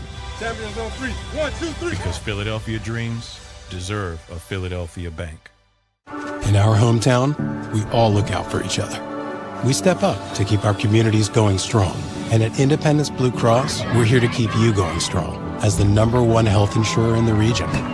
No IBX is always looking out for you. EAGLES, Eagles.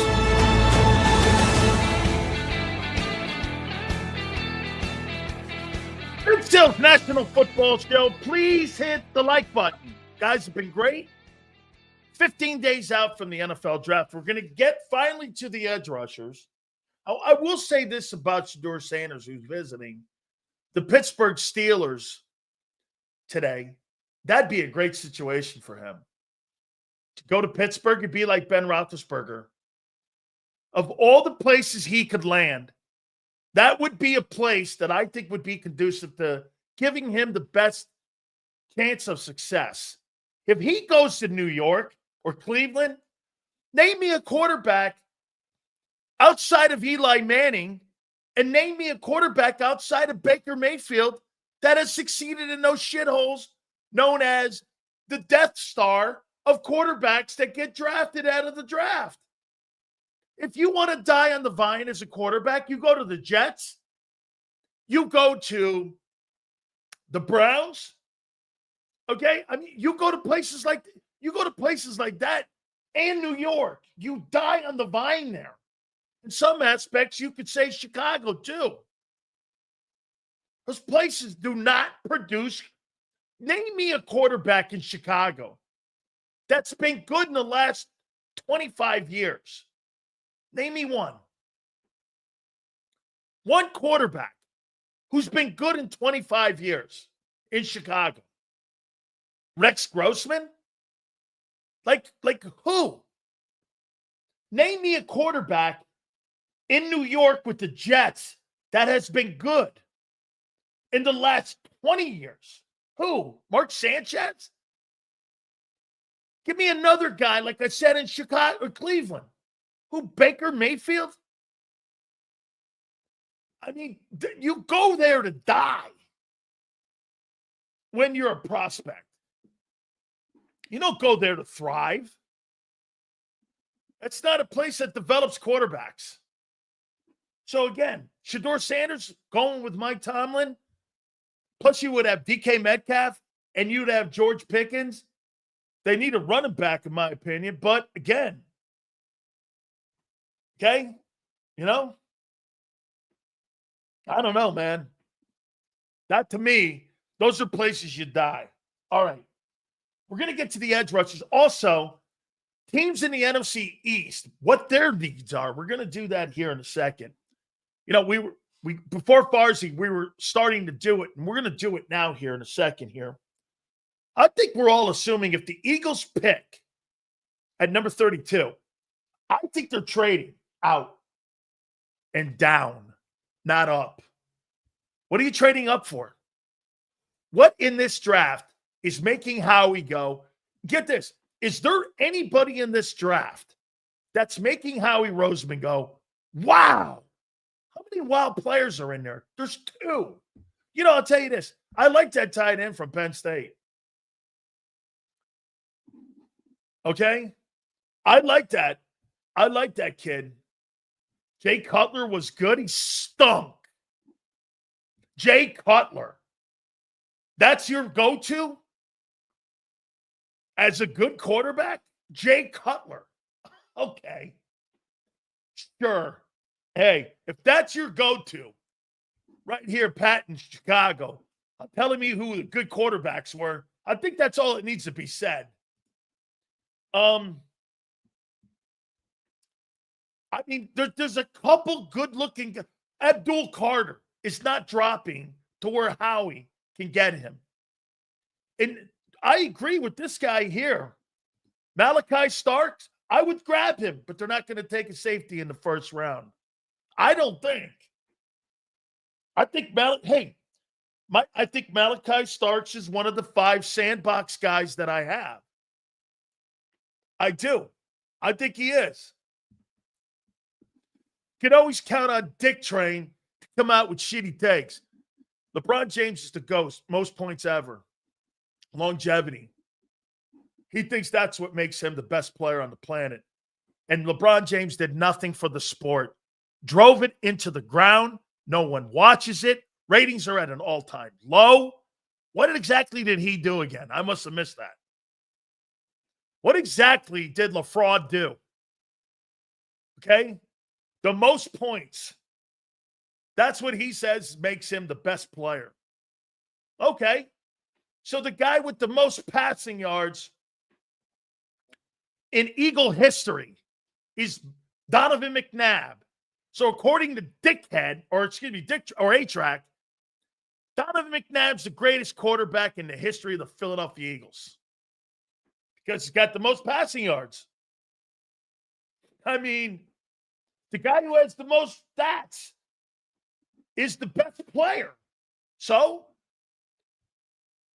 he's saying this, that Brock Purdy's a better quarterback than Jalen because he has more stats and he has more bigger numbers. Woo! Thanks a lot. Crap. How you doing?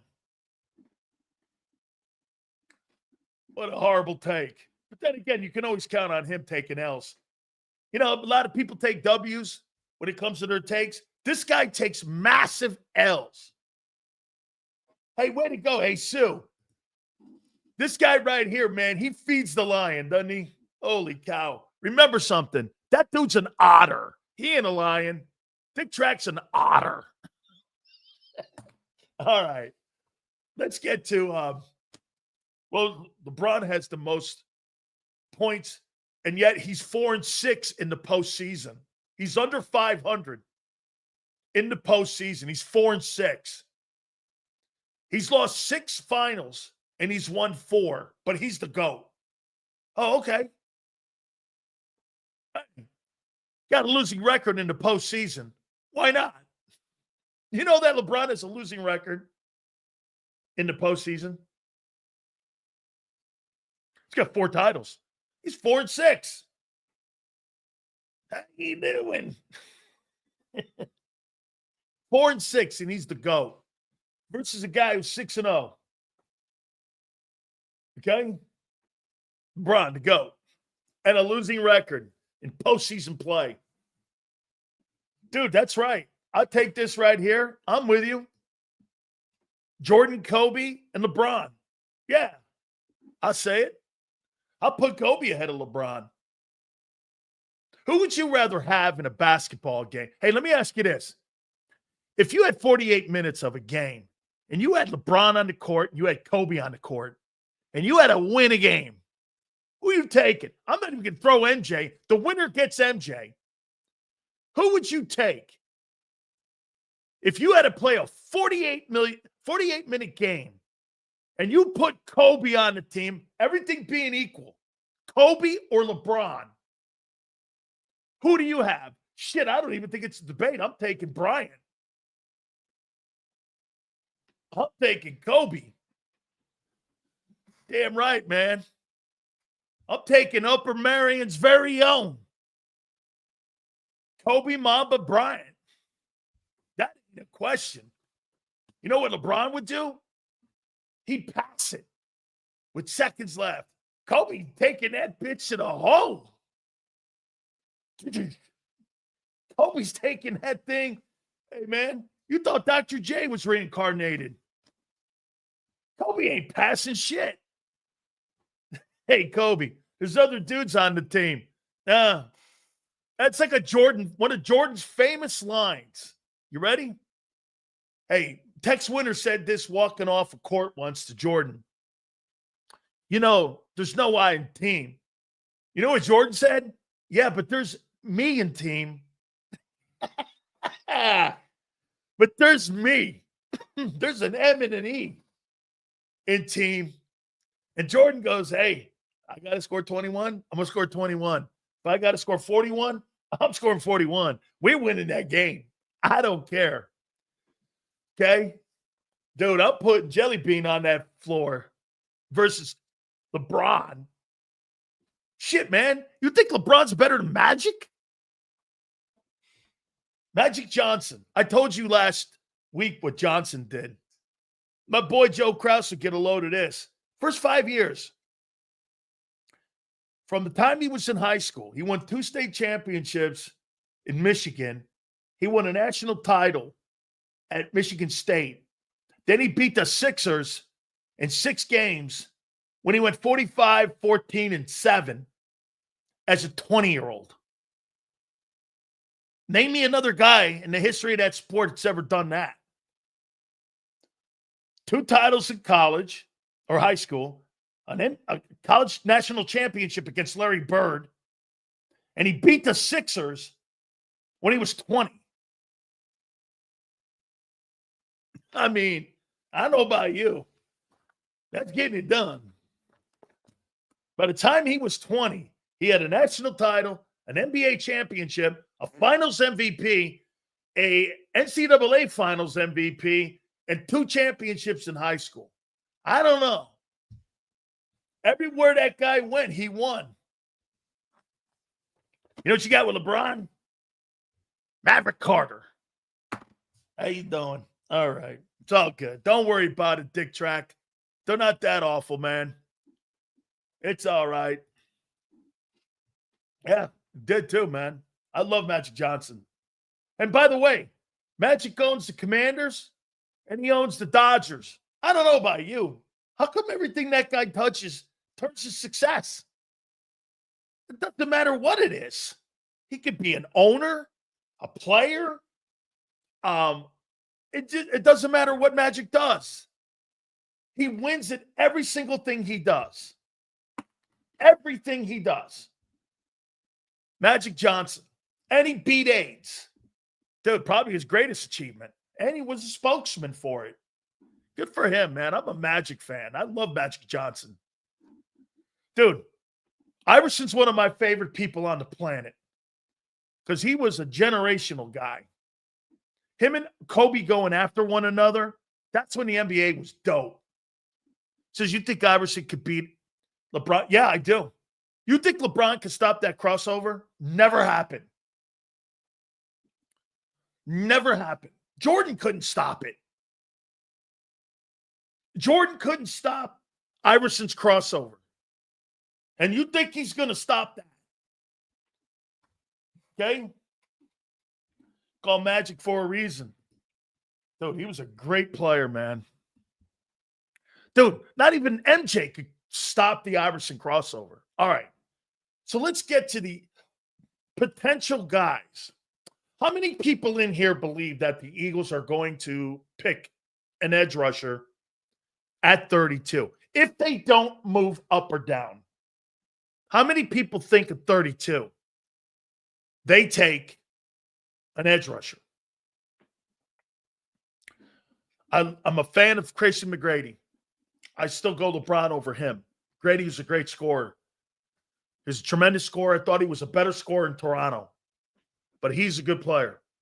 How many people think the Eagles are taking a edge guy at 32? Derrick Rose was good. AI was better. Milton replacement at 32, says RC3. Potentially. Okay. I've got them moving up to get that safety. I think you're talking about the Malachi Starks kid. Trading out. Hey, I get it. We may do that yet, Sue. I don't know yet. Because the draft is coming up. I might do that tomorrow. We'll see if we can do that tomorrow. Here, let's take a look at the edges. And I'll give you my overall synopsis. Now, I told you that I had Clint Hurt. Ask me about the defensive tackles. Clint Hurt, the D-line coach for the Eagles, has asked me to look at some of the edge guys. Told you this numerous times. He and I have a great relationship. He was so great of a kid. He asked me if he could wear my number 93. See that right there? That's the number he wore at UM. And I said, of course, man. I mean, but it's just a tradition that the kids, they call us, and a kid wants to wear 93. I think there's a kid this year or last year that called me. Hey, Sills, I'm like, I'd be honored if you wore it. Of course I'd be honored. So, yeah. So Clint asked, just like Frank Reich asked me to take a look at his roster. Steve, that's so great, man. Thank you so much. Bro, you're one of my boys for that. Just cuz. Dude, you're great. Thank you. Thank you, guys. Okay. Sills, do you have to ask anyone? Do you have to ask anyone, Big Sills? I'm not sure what you mean there, Devin. I have to ask if I can go public with it and, my assessments.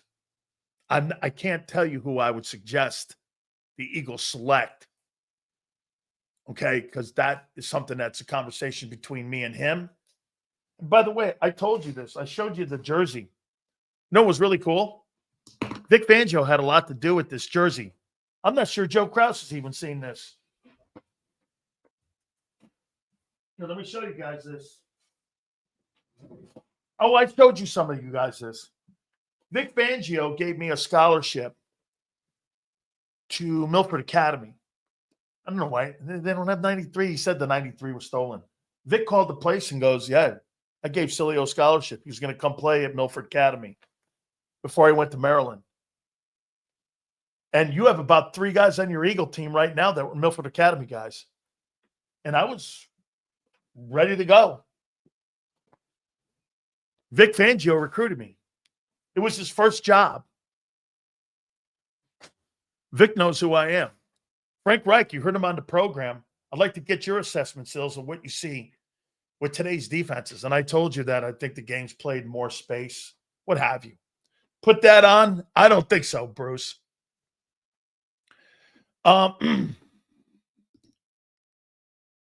Did you have to ask to wear your number back in the day? Yes. John McVay wore my number, and I asked him if I could wear it. Yes. I asked John McVay, who wore it the year before me.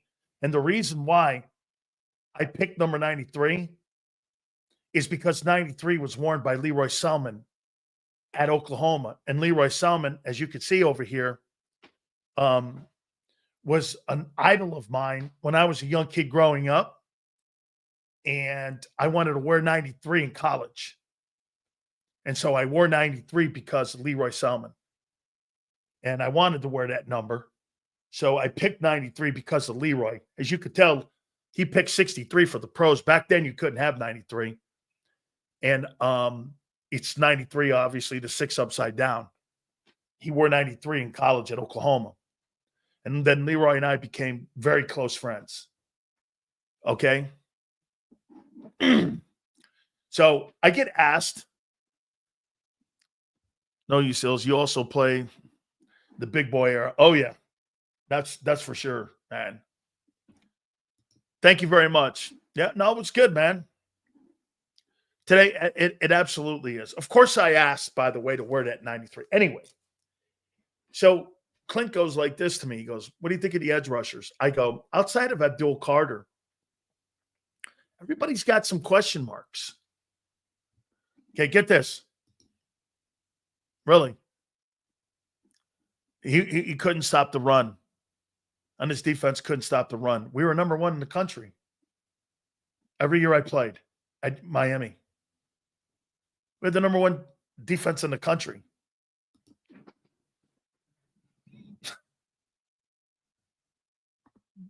I don't know.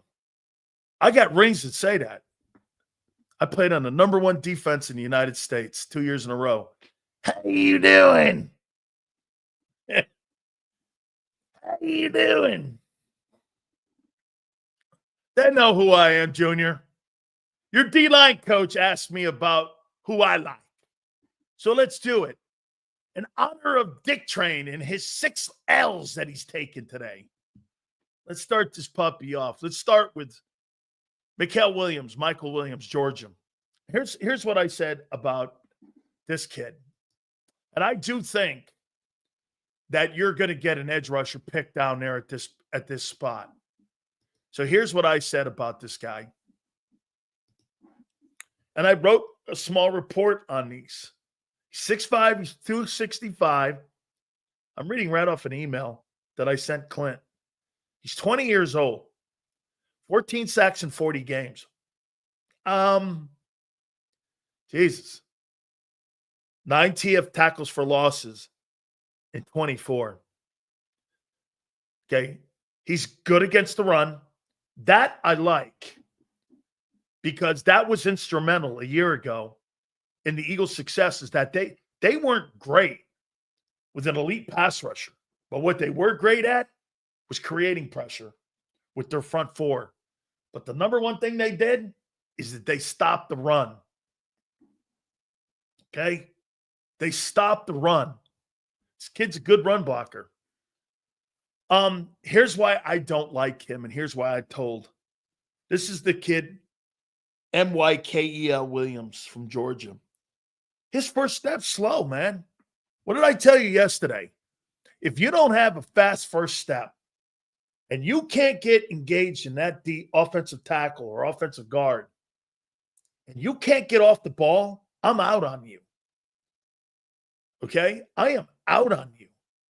And see, that's a little bit what Jordan Davis does. He meanders out of his stance. That first step of his, watch his first step versus watching. I'll tell you what they do. And I thought Vic did a great job, and I thought that Clint did a great job. When they moved Jordan Davis around in run stunts, he was exceptional. Fast movement. But if he's got to make a first step, it's a little above average. And he's fast as hell. What's that metal thing hanging there? That is my California Games medal that I have that I won for weightlifting back in the day. It's California State Games. I won the California State Games in powerlifting. That's what that is. Thanks for asking.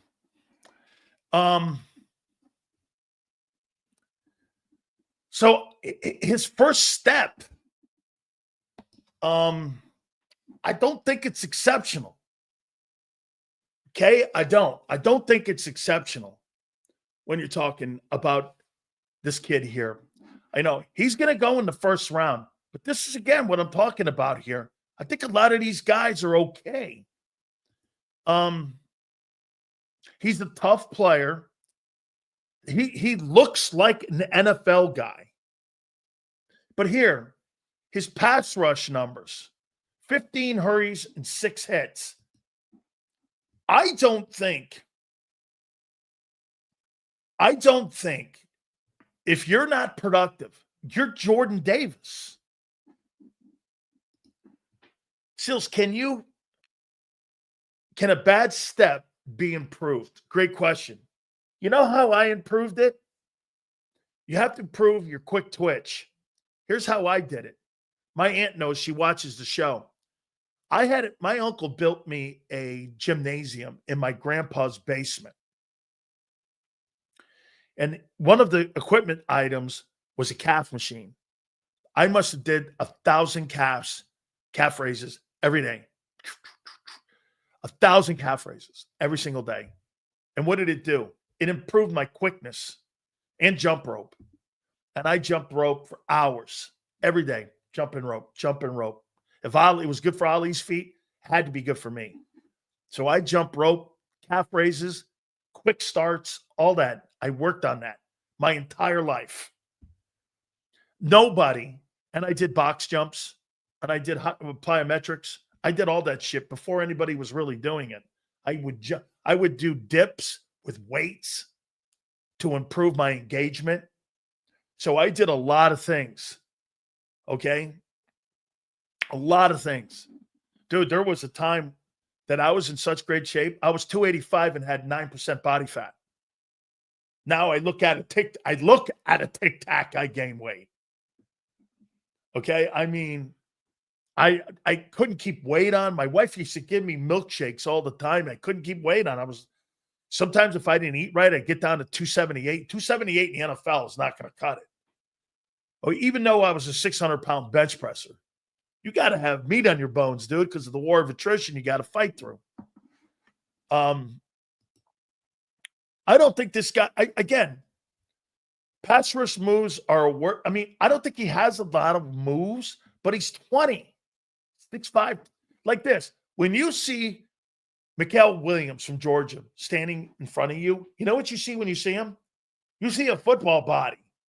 You see a guy that looks like he belongs and he can play. Okay?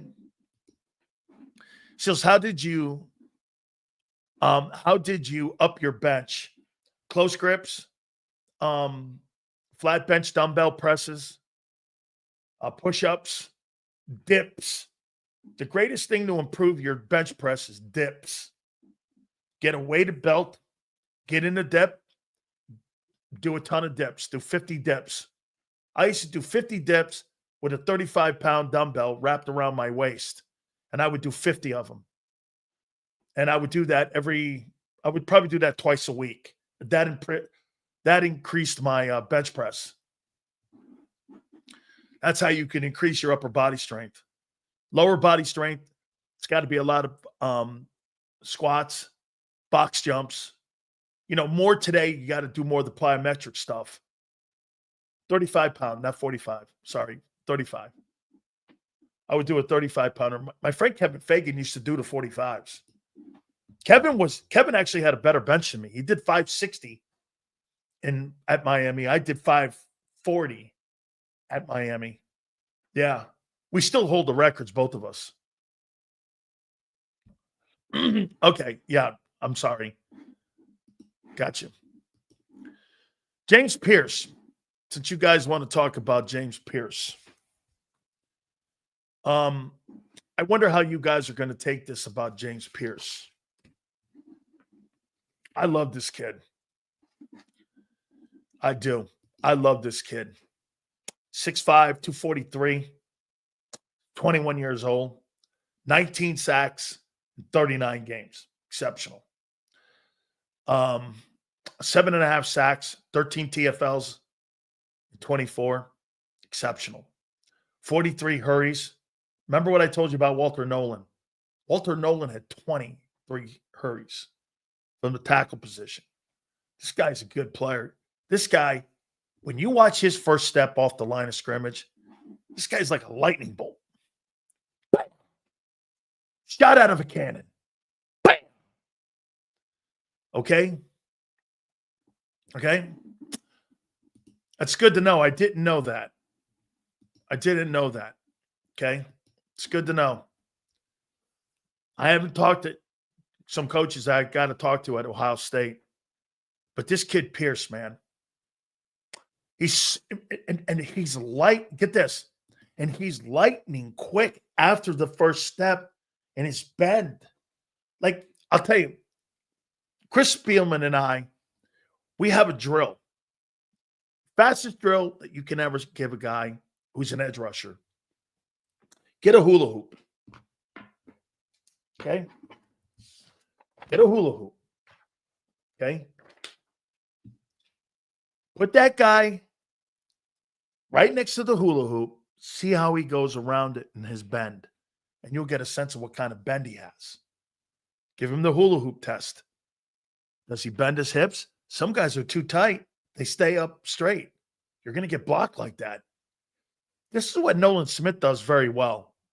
Nolan Smith gets down and tilts and leans, and he's athletic in his hips. And he get around that hula hoop. So when you watch him do the hula hoop drill, Nolan Smith's exceptional at that drill. It tells me a lot about Nolan. He's just too small. But this kid ain't. I get 243 may shy people away, but that doesn't because he's still a kid. He's going to get that 243 up to 53, and he can start to look a little bit like the guy in Cleveland, Myles Garrett. Okay? I mean, I like him. Dude, watch his game tape. If he has 20, this is James Pierce from Tennessee. If he has 20 pass rush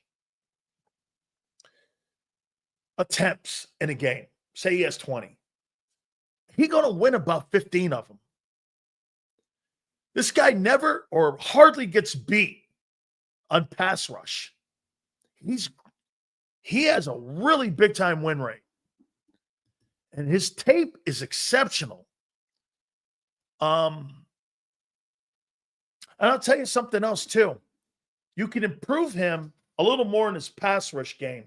I think that second move of his is a little bit suspect, but you can improve that by more technique and getting a good pass rush guy to help him. Personally, me, I think this guy has all the makings to be an all-pro. Maybe I should put him in my sandbox too. Because, I said there's 5 guys. I probably should put him in there. I think he has all-pro all over him.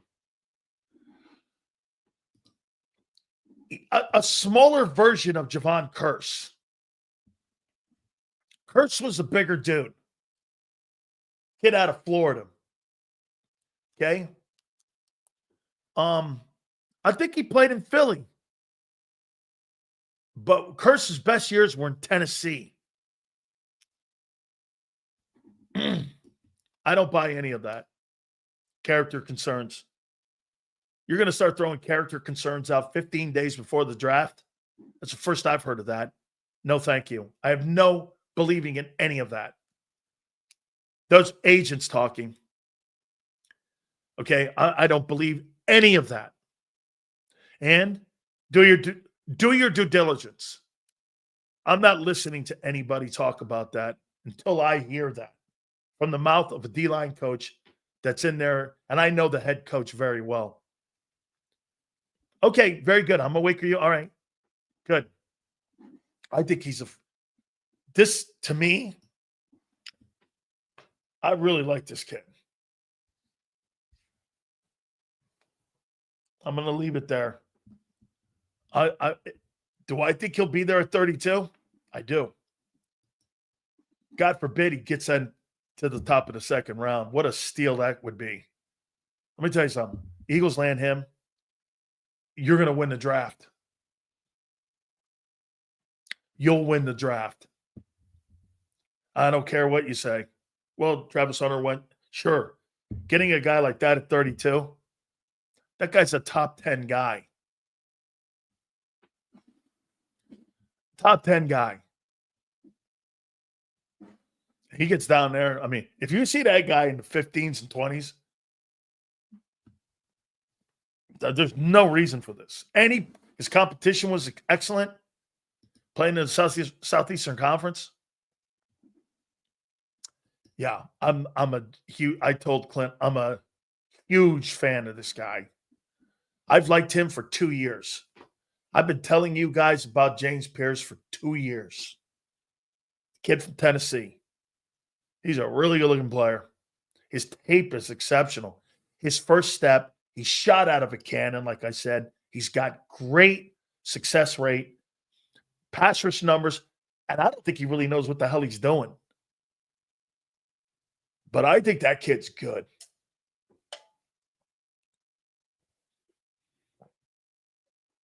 Let me move on before I get in trouble. Let's go to Mike Green.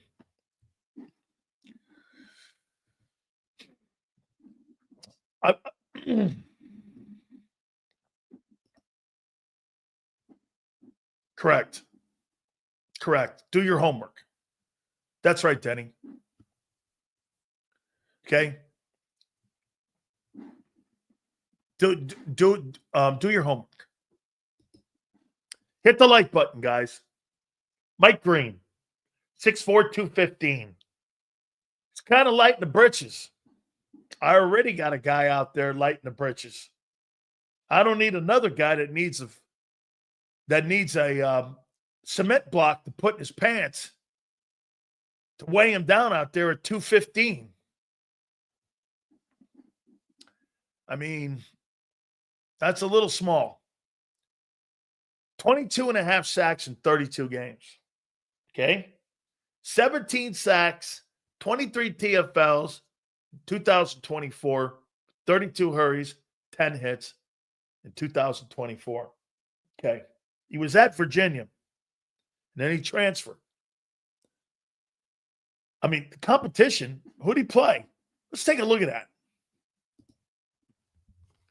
What was the 2024? Let's take a look at this. 2024 Marshall football schedule. Let's see who they played. Let's see here. What did they end up? I thought they won 9 ball games this past season. They won 10 games. All right, Stony Brook. I'm not sure where that is. Virginia Tech, they got beat 14-31. They got crushed by Ohio State. That game was kind of close in the first, 14-49. That was in Columbus. Then Western Michigan, App State, Georgia Southern, ULM, Southern Miss, Coastal Carolina, Old Dominion, James Madison, and Louisiana Tech. I don't know. Sure. I mean, that's not impressive to me. Dude, I mean, I would say this to you. Now, in the Virginia Tech and Ohio State games, he was okay in those games. This guy has no elite pass rushing moves. Okay, he does have power and speed when you watch him against lesser opponents. He's got a good spin move. He's a pretty decent run defender. He's plays with physicality. He's got great pass rush stats, and including a good win rate. But again, against who? It's like playing against your cul-de-sac on touch football Sundays. I mean, I happen to agree with you here. This guy's a lead against stiffs. I'm like, I don't know.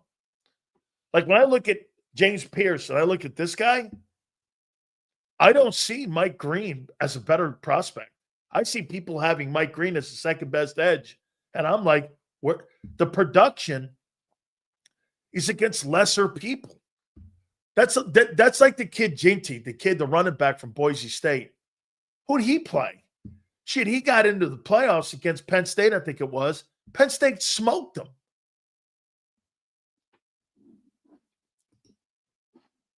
Seals, how involved is Clint Hurt during the pre-draft process?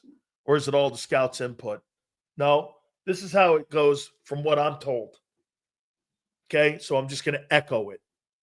So from what I understand, the Bledsoe folks at the NFL, that's where it all starts. Some of you probably don't know what the Bledsoe Scouting Service is.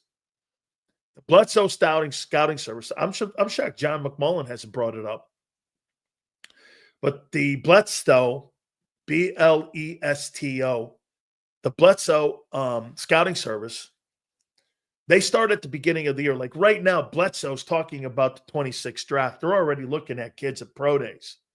Bledsoe goes, and they'll look at the 26 kids. Well, what they'll do is they'll isolate about 400 kids that they think could be potential prospects. And those Bledsoe scouts and about 29 teams, I think are involved in that service. I know the Raiders aren't. Raiders don't like that service because it's the NFL. Maybe they've changed that. But what they'll do is then the area scouts, like the Eagles will have an area scout for the Southeast, Midwest, West, Northwest, Northeast. They'll have area scouts. Those area scouts will get films from Bledsoe, and they'll look at the top 200 kids. They'll get an idea from the scouting department, from the pro players, from the college scouting that they have in Philly. I'm just using the Eagles. This is pretty much standard around the league. And the director of college scouting will go like this. This is the areas we're looking at. Don't overlook anybody. Eagles don't overlook anybody, but they have areas of need, obviously, money-wise coming up, age, what have you. So they'll put about 200 kids down. They'll send it to the area scout will then send it to the NovaCare Center. The NovaCare Center, with their top scouts and their director of college scouting, they'll sit down on film and they'll start identifying kids that they like. Howie's already told you. Remember something, finding a kid in the draft is like finding a serial killer. Do you understand what I'm talking about when I say this? You could probably take the same fundamentals that the FBI does when it comes to looking for serial murderers that the NFL does in identifying players. They're not looking at names. They're looking at characteristics of what a player does and what a team likes. High character guy, captain of a team, productive, athletic, not too much trouble, coachable. All of that, you start to put a profile together. And really had nothing to do with the name on the back of the jersey. The names come later. You're looking at player 6 that you have on your scouting, and you start going, and before you know it, then you get a profile built up. Because if you look at the Eagles have a profile of a kid and what they want it to look like at edge, corner, because they play zone. So you start to get a profile of what that kid looks like and how he fits in your scheme. Why do you think the Eagles haven't changed their scheme with 3 different coordinators on defense? Patricia, Desai, Gannon, and now Vic. All of it's been the same because it makes it easier for Howie to identify talent, to be able to fit in those schemes. It's plug and play. It's easier and less of a chance of failure if you start to look at profiling. Then you start to identify. And then the guys at NovaCare will go to the coaches like Clint and Vic. They'll sit down and look at the top 20 kids. What do you think? Clint Hurt and Vic Fangio watch college football during the regular season? Does Vic Fangio look like he watches college football? Vic Fangio watches film 24/7. He has no idea what he's talking about.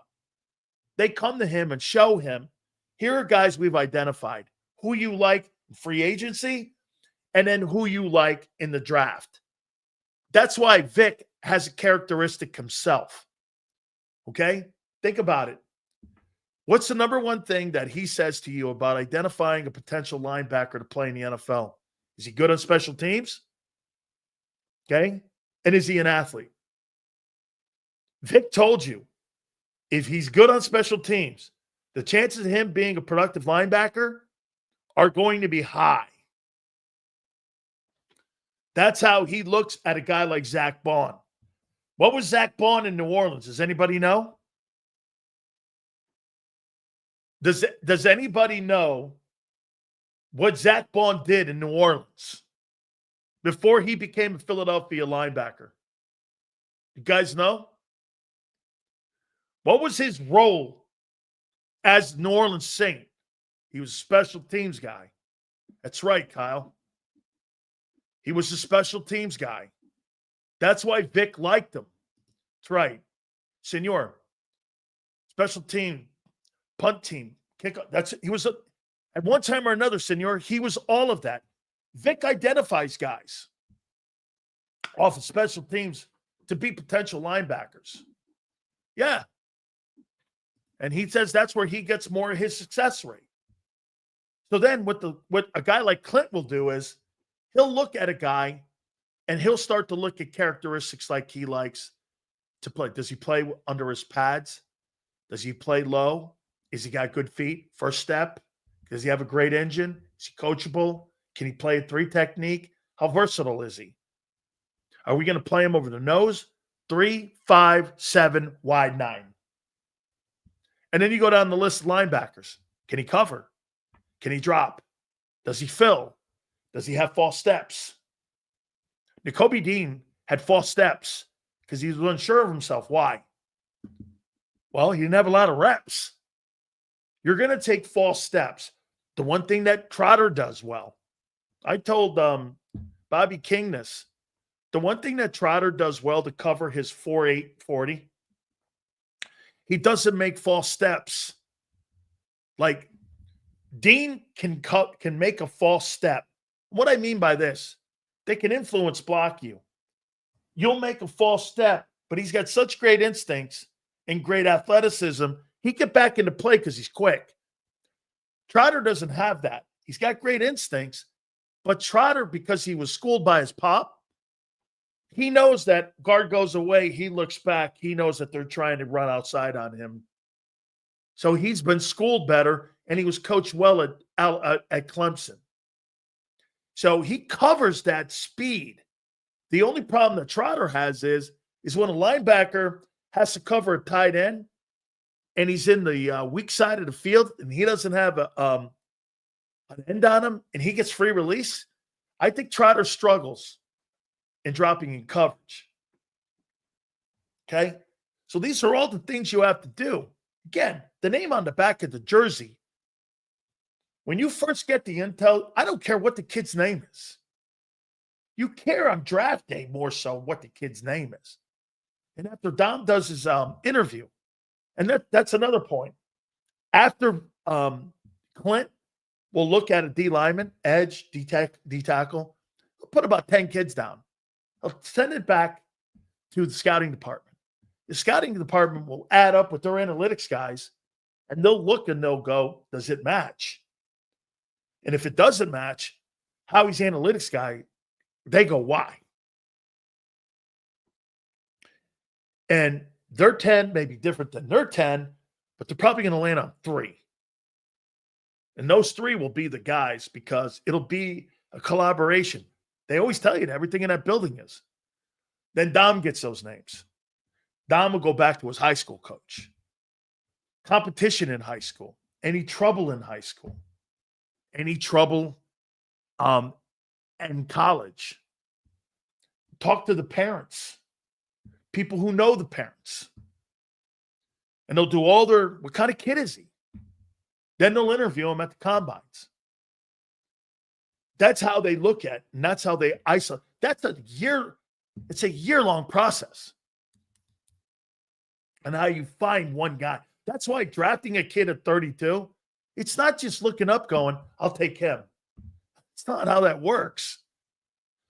I would say this, probably the amount of money that every team spends on isolating a first-round pick, you might spend $300,000 on 10 names that you're going to pick potentially at 32 between the travel, the questions, the time, the coach's time, this area scout's time.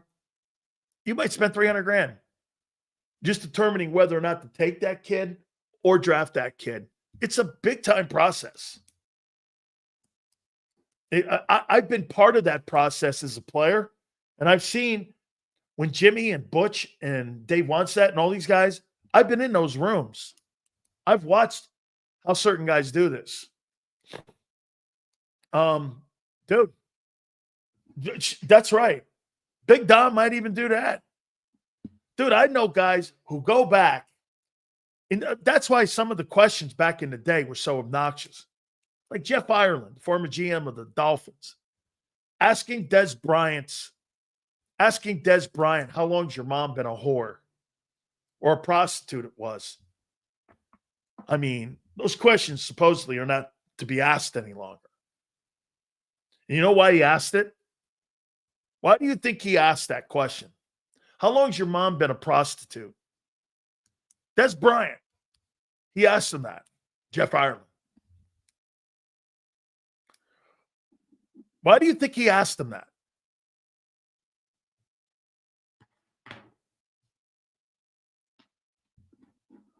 That's right. He wanted to see the reaction because he heard you were a hothead. So you can't bait the kids anymore like you could in the past. Guy asked me before, Jerry Angelo asked me, how many mafia members do I have in my family? You know what I said? Well, if I knew, I wouldn't be here. And he laughed. I go, by the way, don't you have an O at the end of your name too, Paisan? He goes, I wouldn't be here either. I go, there you have it. They want to see the reaction. So they'll ask you the most absurd questions. Disrespectful. Absolutely disrespectful. What's my mom got to do with it? You really think you got to go that deep and that obnoxious to get a response out of me? Because you want to see if I'm a hothead or not? By the way, if a kid's a hothead, I'm all right with that as long as you can coach it. I told you about the story yesterday about Michael Irvin. Shit, he had Jimmy Johnson over the head with a lunch tray. Jimmy coached it. He didn't throw him off the team. He knew he had somebody special. Those are great coaches. Some would go like this. I'm not tolerating that. Most of you would be right. However, you don't win championships with choir boys. You have to show patience. So that's the insight that you get. Yeah, Jimmy Johnson. Michael's been talking about how it was really rough on him. Some of you may have missed it, how rough it was for him when he first got down to the University of Miami. He did hit Jimmy with a dinner tray. I was there. He broke a guy's jaw in front of me. I was there. Love him to death. Seen him on the program numerous times. Okay? Jimmy coached it. Coached him into being a champion. Hey, you guys think Michael Irvin's off the field issues with women, what have you, some of the things you've heard? You think that guy's a choir boy?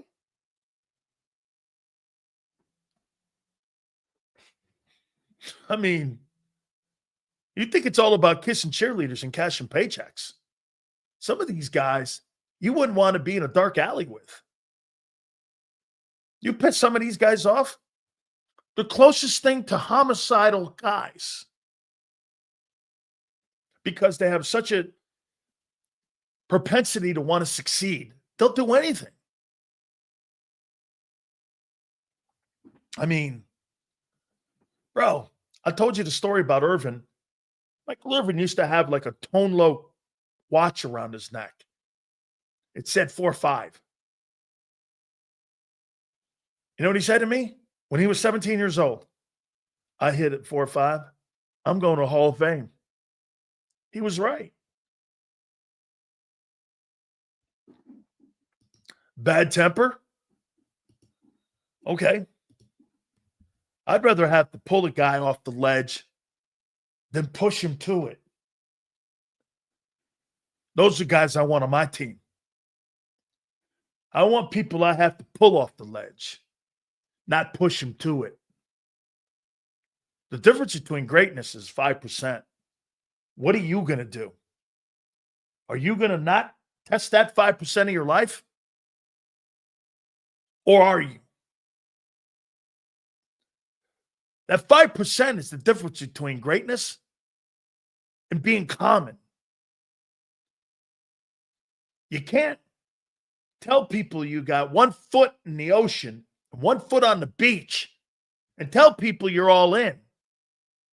That's not all in. Some people row out to sea with no oars. That's all in. Okay? Hey, I'm all in on this, and no, you're not. You have no idea the sacrifices. Dude, being a football player sometimes can be the shittiest thing on the planet because you have to be an egomaniac. You have to sometimes forget your family. You have to sometimes forget the ones you love. You have to sometimes wreck your marriage because you're married to the one thing in life that you truly love. Competing. Football. Football's my first love. Years removed now, that's gone. But for me, the toughest divorce in life, and I've never been, is football. I mean, Tom Brady cashed in his family to go 7-9. Okay? 7-9. Cash that in. Why? It was one more year, and it was an insequential year in his life. Couldn't put the game down. Remember, the last thing to go in people's lives when you're a competitor like that is your heart. Your body goes first. Your mind still thinks you can do it. Your body can't. And your heart keeps you going with it. That's why players stick around too long, or coaches, because you think you can do it. Your body won't let you do it, but your heart makes you keep going. That's what football does. It makes you insane. There's nothing like it. Succeeding at every level. Getting to those levels. Okay? Now, how stupid was I? Some of the people and relationships I wrecked? Dumb. You don't see that, though, when you're in the middle. Think I give a shit about anybody around me when I'm trying to become an NFL player? And there's 47 seats in the room, and they're all 47 homicidal maniacs? Come on, man.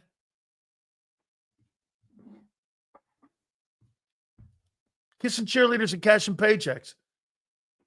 It's not what it is. It's not what it is. Okay.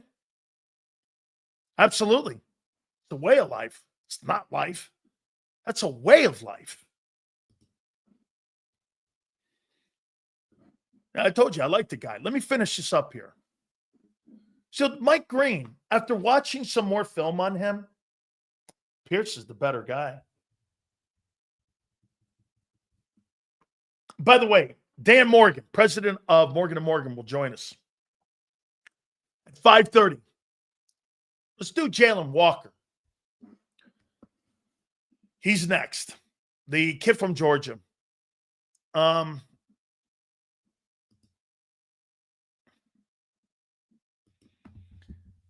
243, 21. 6.5 sacks, 11.5 TFLs in 13 games. Not awful. Pretty good. 34 pressures and around a 19% win rate, which is good. Okay? But what they did for him, for me, is something that could be very intriguing for I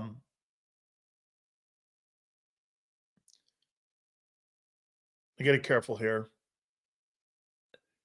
This is a guy that Vic loves. Vic loves this guy. Okay? Again, he's a little short at 6'1". I think he's a tad over 6'1". He's 243. Here's what they did. You tell me if you think this is somebody that Vic Fangio would covet. And I'll tell you something. This could be a good cover because he looks like he's got some traits of Hassan Reddick. And I'm talking about, like, he's explosive. Boom! Another guy shot out of a cannon.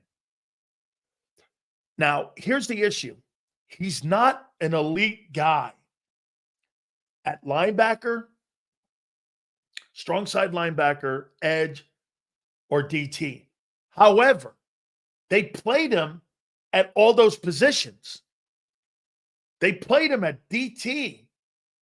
They played him at edge.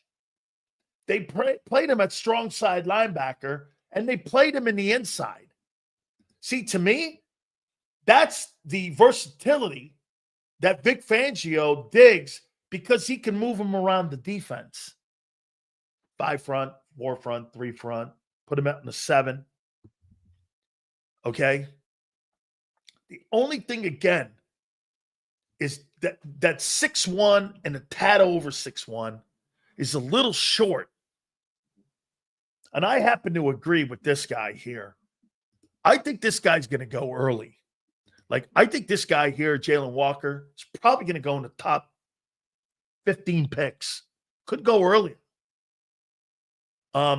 He's that guy, you know. Do you guys remember we used to have a term back in the day? It was called tweener. Between an outside edge guy and a linebacker. He's kind of like a tweener guy. He's got a great motor. And obviously he plays in a great system and he plays with some really great. But you can move his ass around. Now, again, here's the thing here.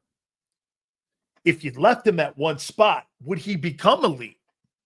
You never really found out what his true natural position was because the kid was moved around. He played 5 different positions. I would say this of all the Georgia kids, and this is what I told Clint. Of all the Georgia kids, in the last 4 years, they've probably moved him around more than any player, and that includes Tavon Walker, number 1 overall pick a couple years ago. More so than anybody that they have had come out in the draft. He's going to make it like, how about this? Putting him on the other side of Micah Parsons in Dallas makes sense. Okay, I mean, like you put him over there on the other side over there, and you can move him around at strong side and weak side, and then also at the edge. Move him inside. I mean, I like him. He's one of my favorite players at edge. He's that 6'1", though. Depending on who the end is, Moro Jomo and then him out there, that's concerning. I want to have more of an experienced defensive end so that he can play behind that if I'm going to move him around like that. I just think that 6'1" is probably the only thing that kind of gives me pause on him. The kid from BC, Ezeriku, okay, he's a 6'2" kid. He's 237. He's 21. Now, these are impressive. 30 sacks in 47 games. Productive. 16 and a half sacks, 21 TFLs, 26 hurries, 20 hits on the quarterback. I mean, he's kind of small for an edge guy, though. I mean, if you're going to be like Pierce, okay, and you're going to be 240, 238, you better be 6'5". He's 6'2", and he's 237. Now, you can bulk him up a bit. I just think he's small. And here's the other thing on the kid from BC. I know a lot of you guys like him, and you think he'll be down there at 32. He doesn't have a great first step. Like, he's not elite at first step. I told you, I'm out on people who don't have legitimate first steps. I'm not as high on people like that. Because if you're not quick off the ball and you're not elite off the ball, okay, to me, that's a problem. So the kid from BC got great numbers. He's a good run defender. He's got great football IQ. I told the Clint, I said, I don't know, man. Again, you know where I sit with people who don't have really great feet. And so that's where I'm at with the kid from BC. Walter Nolan doesn't have a great first step. All right. Nick Scourton, Texas A&M. I think he's 6'4", 280. I think I saw. He's 20. He's young. 17 sacks in 37 games. It's good production.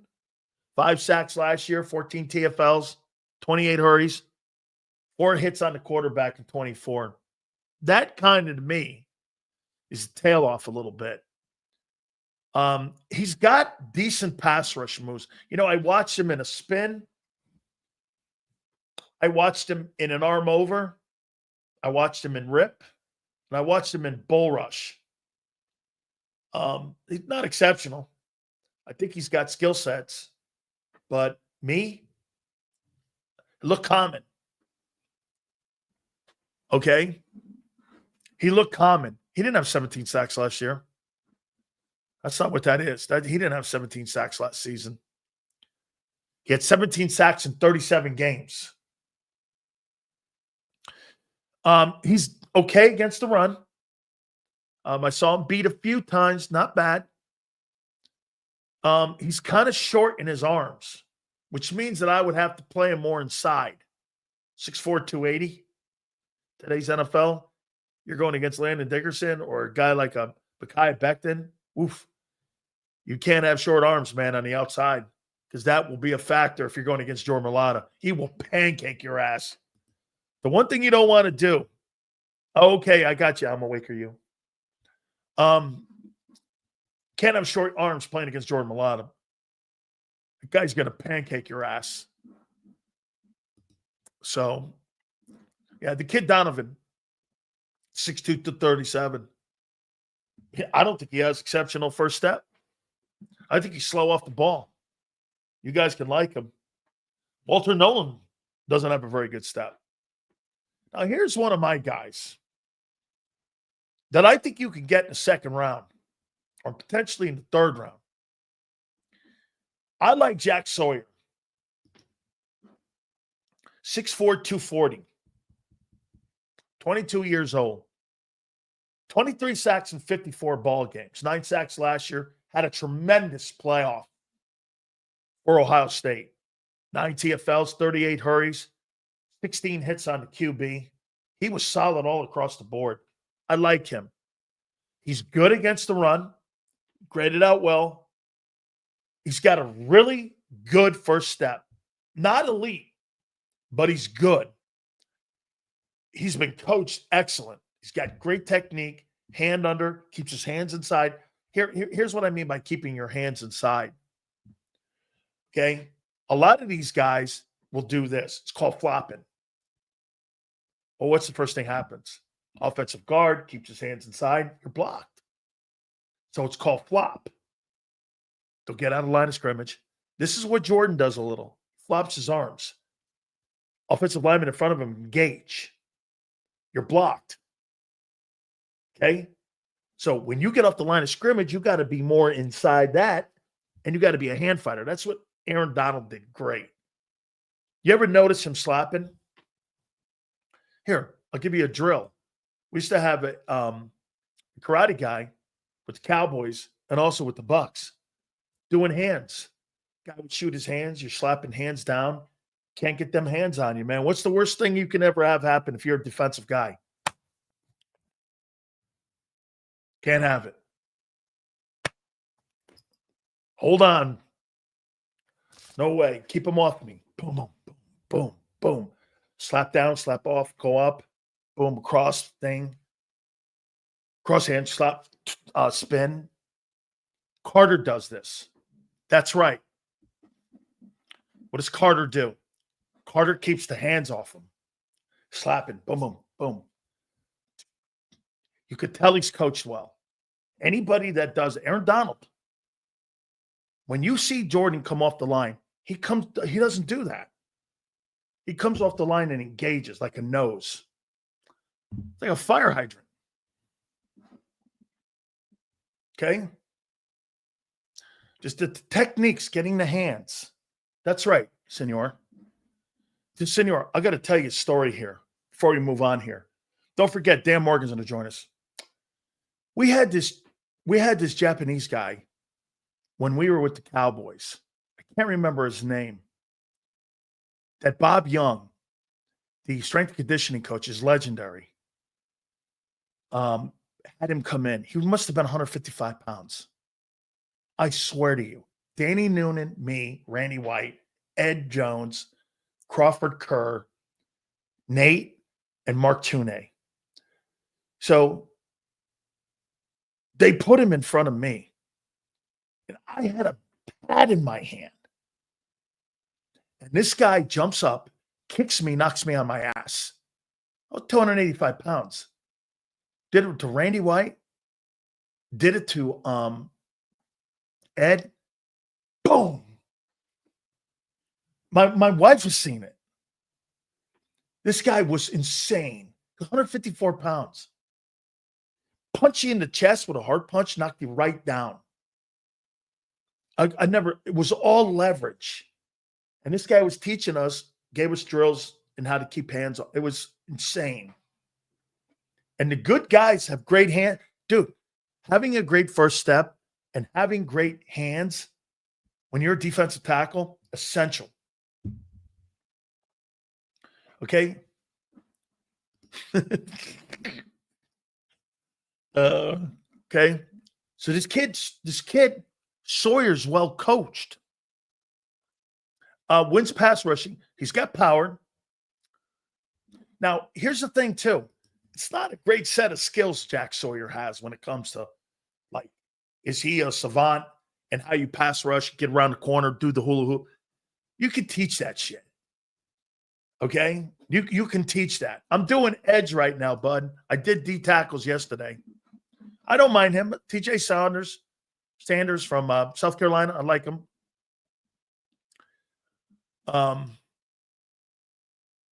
I like Sawyer in the second or third round. And by the way, can I tell you who I would compare him to? He's like that Van Kinkel guy that Minnesota has. Okay, he's kind of like that.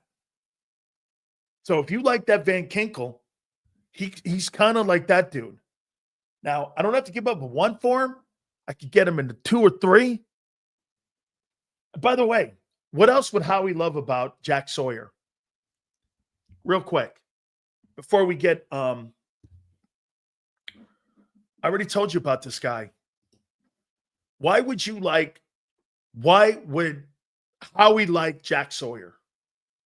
Ohio State, winning program, national champion, doesn't lose a ton of games, was captain on the team. Who's that remind you of? The guys he's been recruiting in the Southeastern Conference. These guys are all this guy's a winner. I mean, he comes from a winning program. He got great coaching. Okay? So, I mean, you're gonna feel comfortable drafting him because of who's been coaching him and the fact he wins. Okay? Dude, Larry Johnson is an absolutely sensational defensive line coach at Ohio State. Well, you got to remember something about Larry Johnson, Bill, or Real. You got to remember something. He ain't for everybody.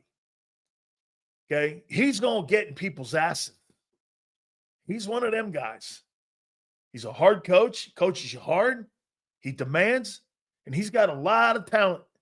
Dude, I say Ohio State right now, of all the teams in the country, Ohio State probably has 2 to 3 first-round picks in the next couple of years in their defensive line room right now because of the kids they recruited around the country.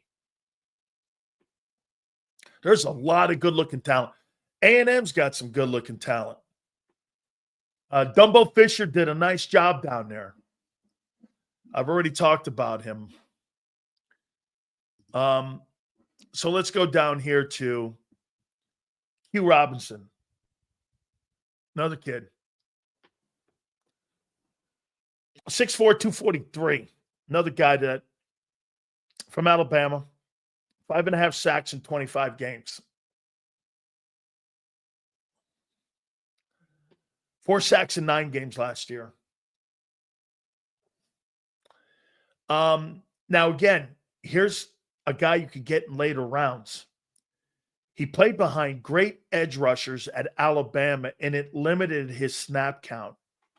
But here's the only thing you have to be concerned about with that. Okay.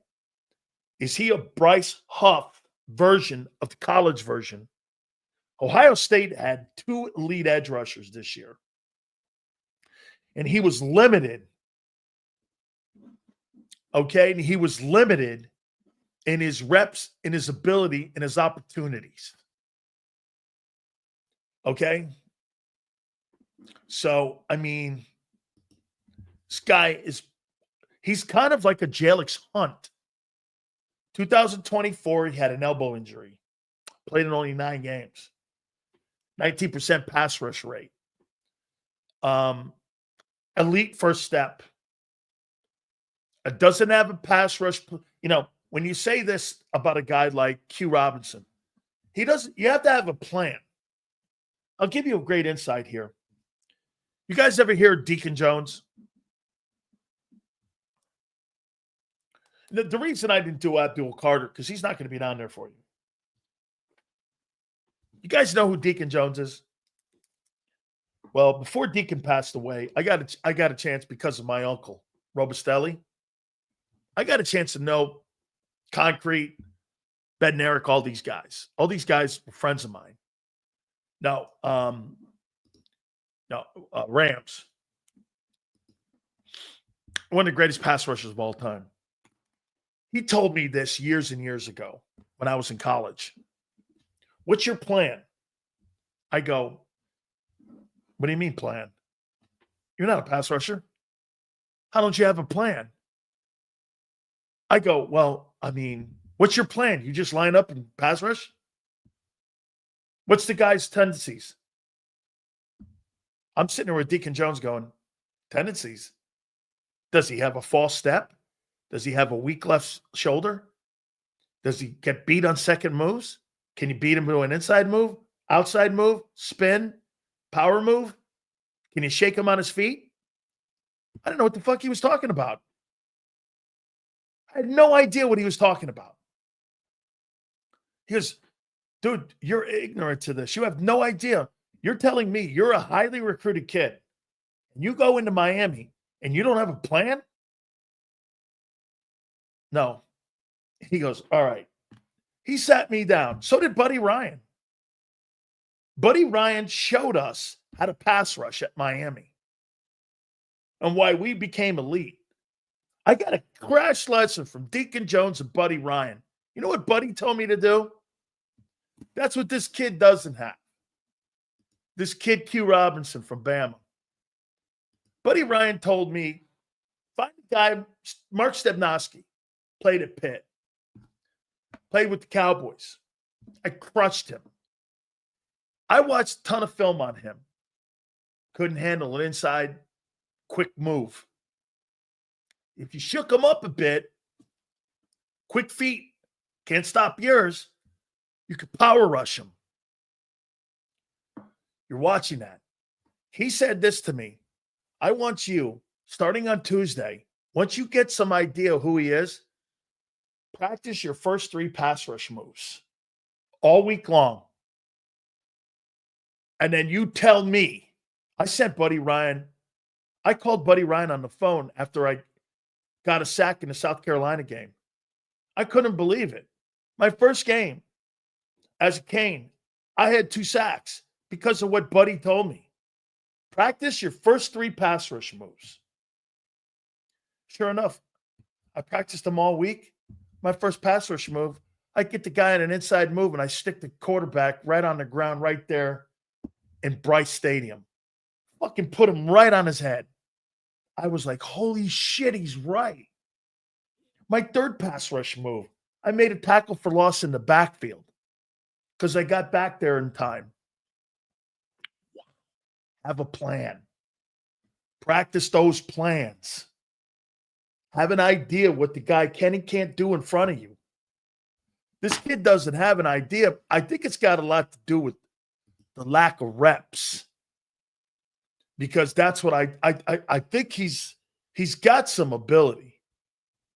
But again, this kid from LSU, Braden Swinson. By the way, Dan Morgan's going to join us in a couple minutes. 6'4",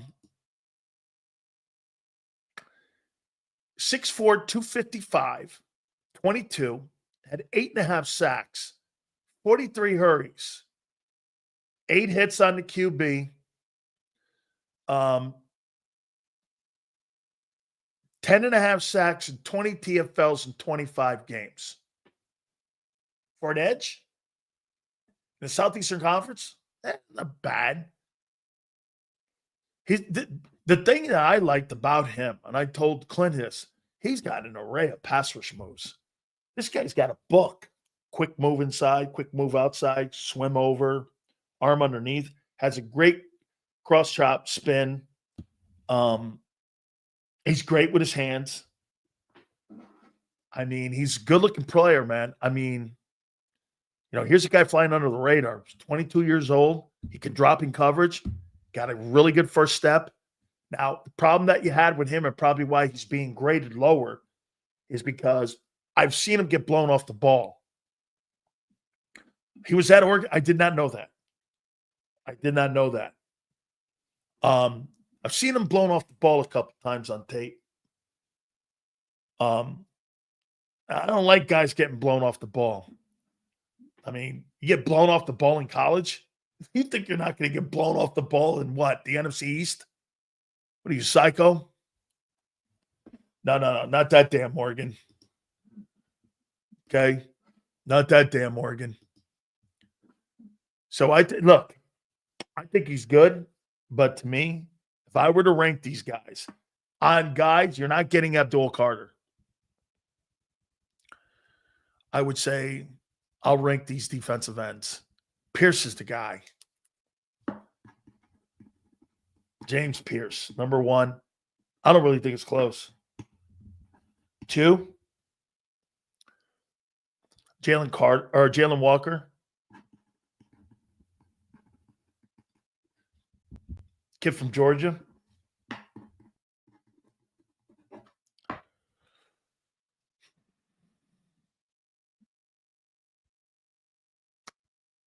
Me, I'd like Sawyer 3rd.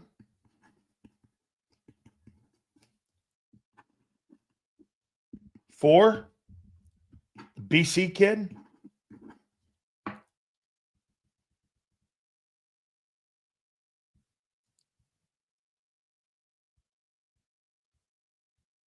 And 5, I would take the kid from A&M.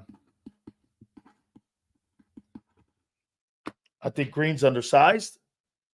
I think his production against shitty teams doesn't count. I think he's got some good opportunities.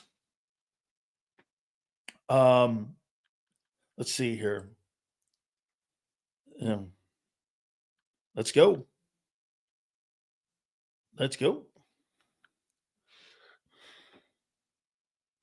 So that's how I would rank them. By the way, the next guy who's going to join us here is going to be Dan Morgan, the president of Morgan & Morgan. Huge when it comes to college sports. And again, I gotta give him credit. By the way, I just found out that he went to school with Joe Crowd. Joe, what's your daughter's name? I want to bring that up with him here too, if you don't mind. So he went to school at Florida, and I'm gonna have to give him some love here. So that's kind of where I see. That's kind of where I see those edge rushers here. Holy cow. You know what I got to do here? You know what's really sad? I got to give a Gator his love here. Yeah. Do you know how painful this is? Because, there's just something, most of my friends, believe it or not, are Gators, which is insane. Back then, it was crazy. And to see this stat here, that the Florida Gators are the only program in college sports with 3 national titles in football and 3 national titles in hoop. And now we got to do this. Here we go. Our friend Dan Morgan. It's been a day. Congratulations, brother. Thank you. It feels good to be a national champion. Hey, man, I'll tell you one thing, though, man. That program, between the football program, I know they kind of went up and down this past year with Napier. I think he saved his career and his job, basically, at the end of it. But, I mean, the hoop program has always been kind of flying under the radar, but truly one of the best programs. You guys got to be pretty proud of the fact that you're competitive in both basketball and also in football. And baseball. I mean, we got baseball cooking too. I mean, and even we got track champions and gymnast champions. We got all things going on at UF. So it's good to see the big ones, basketball back on top. DJ Lagway set up for a super big year. So it's exciting times in Gainesville. Let me ask you something about the company. I've had your pop on a couple times now.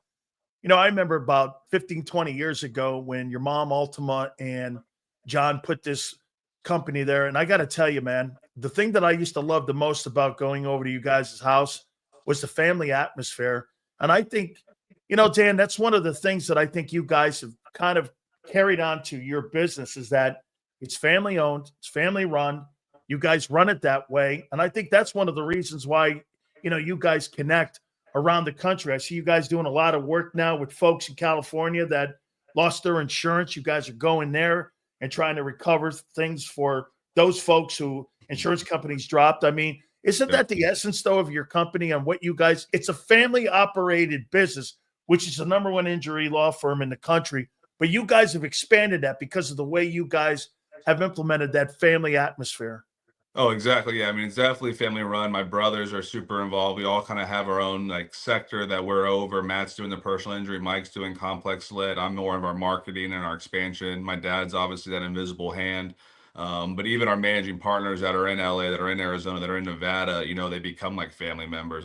Jared Wise runs our California office. He went to high school with me. He lived with me in college. He's been around forever. Same with some of these other guys that are in our offices. So we have that culture, we have that essence. But yeah, I mean, obviously, my dad's motto is to be everywhere for everyone. That's the ultimate goal. So you have to be in all 50 states. And when those disasters pop up, we were on the forefront of the leadership committee for the Maui fires. So right after those, we had our infrastructure built out. So when the California ones broke out, we just took that team and assembled it there.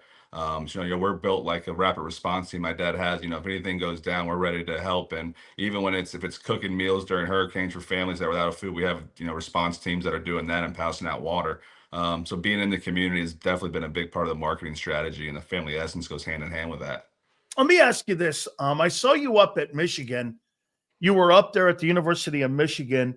And Dan, tell me how you think this new bill is going to impact college sports. I talked to your pop about the NIL, and I think it's kind of probably going to weed out a lot of the college programs like San Diego State, maybe San Jose State, and it's going to narrow it down to where you're just going to have a lot of programs like a Florida, like a Miami, like a Michigan that's going to be able, but I guess Michael Baumgartner from Washington, a congressman, now wants to do something where they're splitting revenue with college athletes. How do you think that impacts college sports? I mean, I think it's it's somewhat necessary, to get these players interested and to be playing, and definitely the landscape to keep it somewhat equal playing field. But like you said, I was just up in Michigan. Michigan has a huge advantage. One in the form of Larry Ellison's wife currently, who's stroking huge checks. They got Dave Portnoy from Barstool, who we also sponsor Barstool as well. So you got these mega boosters who are able to go essentially buy a quarterback for $12 million when that same quarterback's probably going to make it half that when he gets drafted in the NFL. So the whole market is out of whack right now. So I think the rev share will at least bring some continuity to it, where a program like Arkansas football can at least compete to get a top quarterback. Right now a backup would probably get paid more at Michigan than the current starter at some of these D1 programs. So you gotta have to level it out that way. But even when that bill comes in, that's just the floor. You're still going to have, I don't want to call it dark money because it's somewhat legal now, but you're still going to have like lumber companies that are coming in to do a $5 million sponsorship with Auburn, not really caring if they sell any lumber, but just making sure they have an O-line so the CEO can enjoy the games when he goes on Saturday. I'm going to make a point to you here. This is going to sound nuts here. Every quarterback that started last year in the Southeastern Conference made more money than Brock Purdy. Yeah, with the San Francisco 49ers, because he made like $937, but every quarterback that started in that conference made more money than him. And you look at Arch Manning. Arch Manning was making $4.5 million as a backup quarterback at Texas. I mean, you know what I do? At least one thing that I love that it does for the kids today, it makes it so like if you're a kid that's got more eligibility and you don't want to go into that draft and you see an organization, say like the Jets, I mean, Dan, think about it.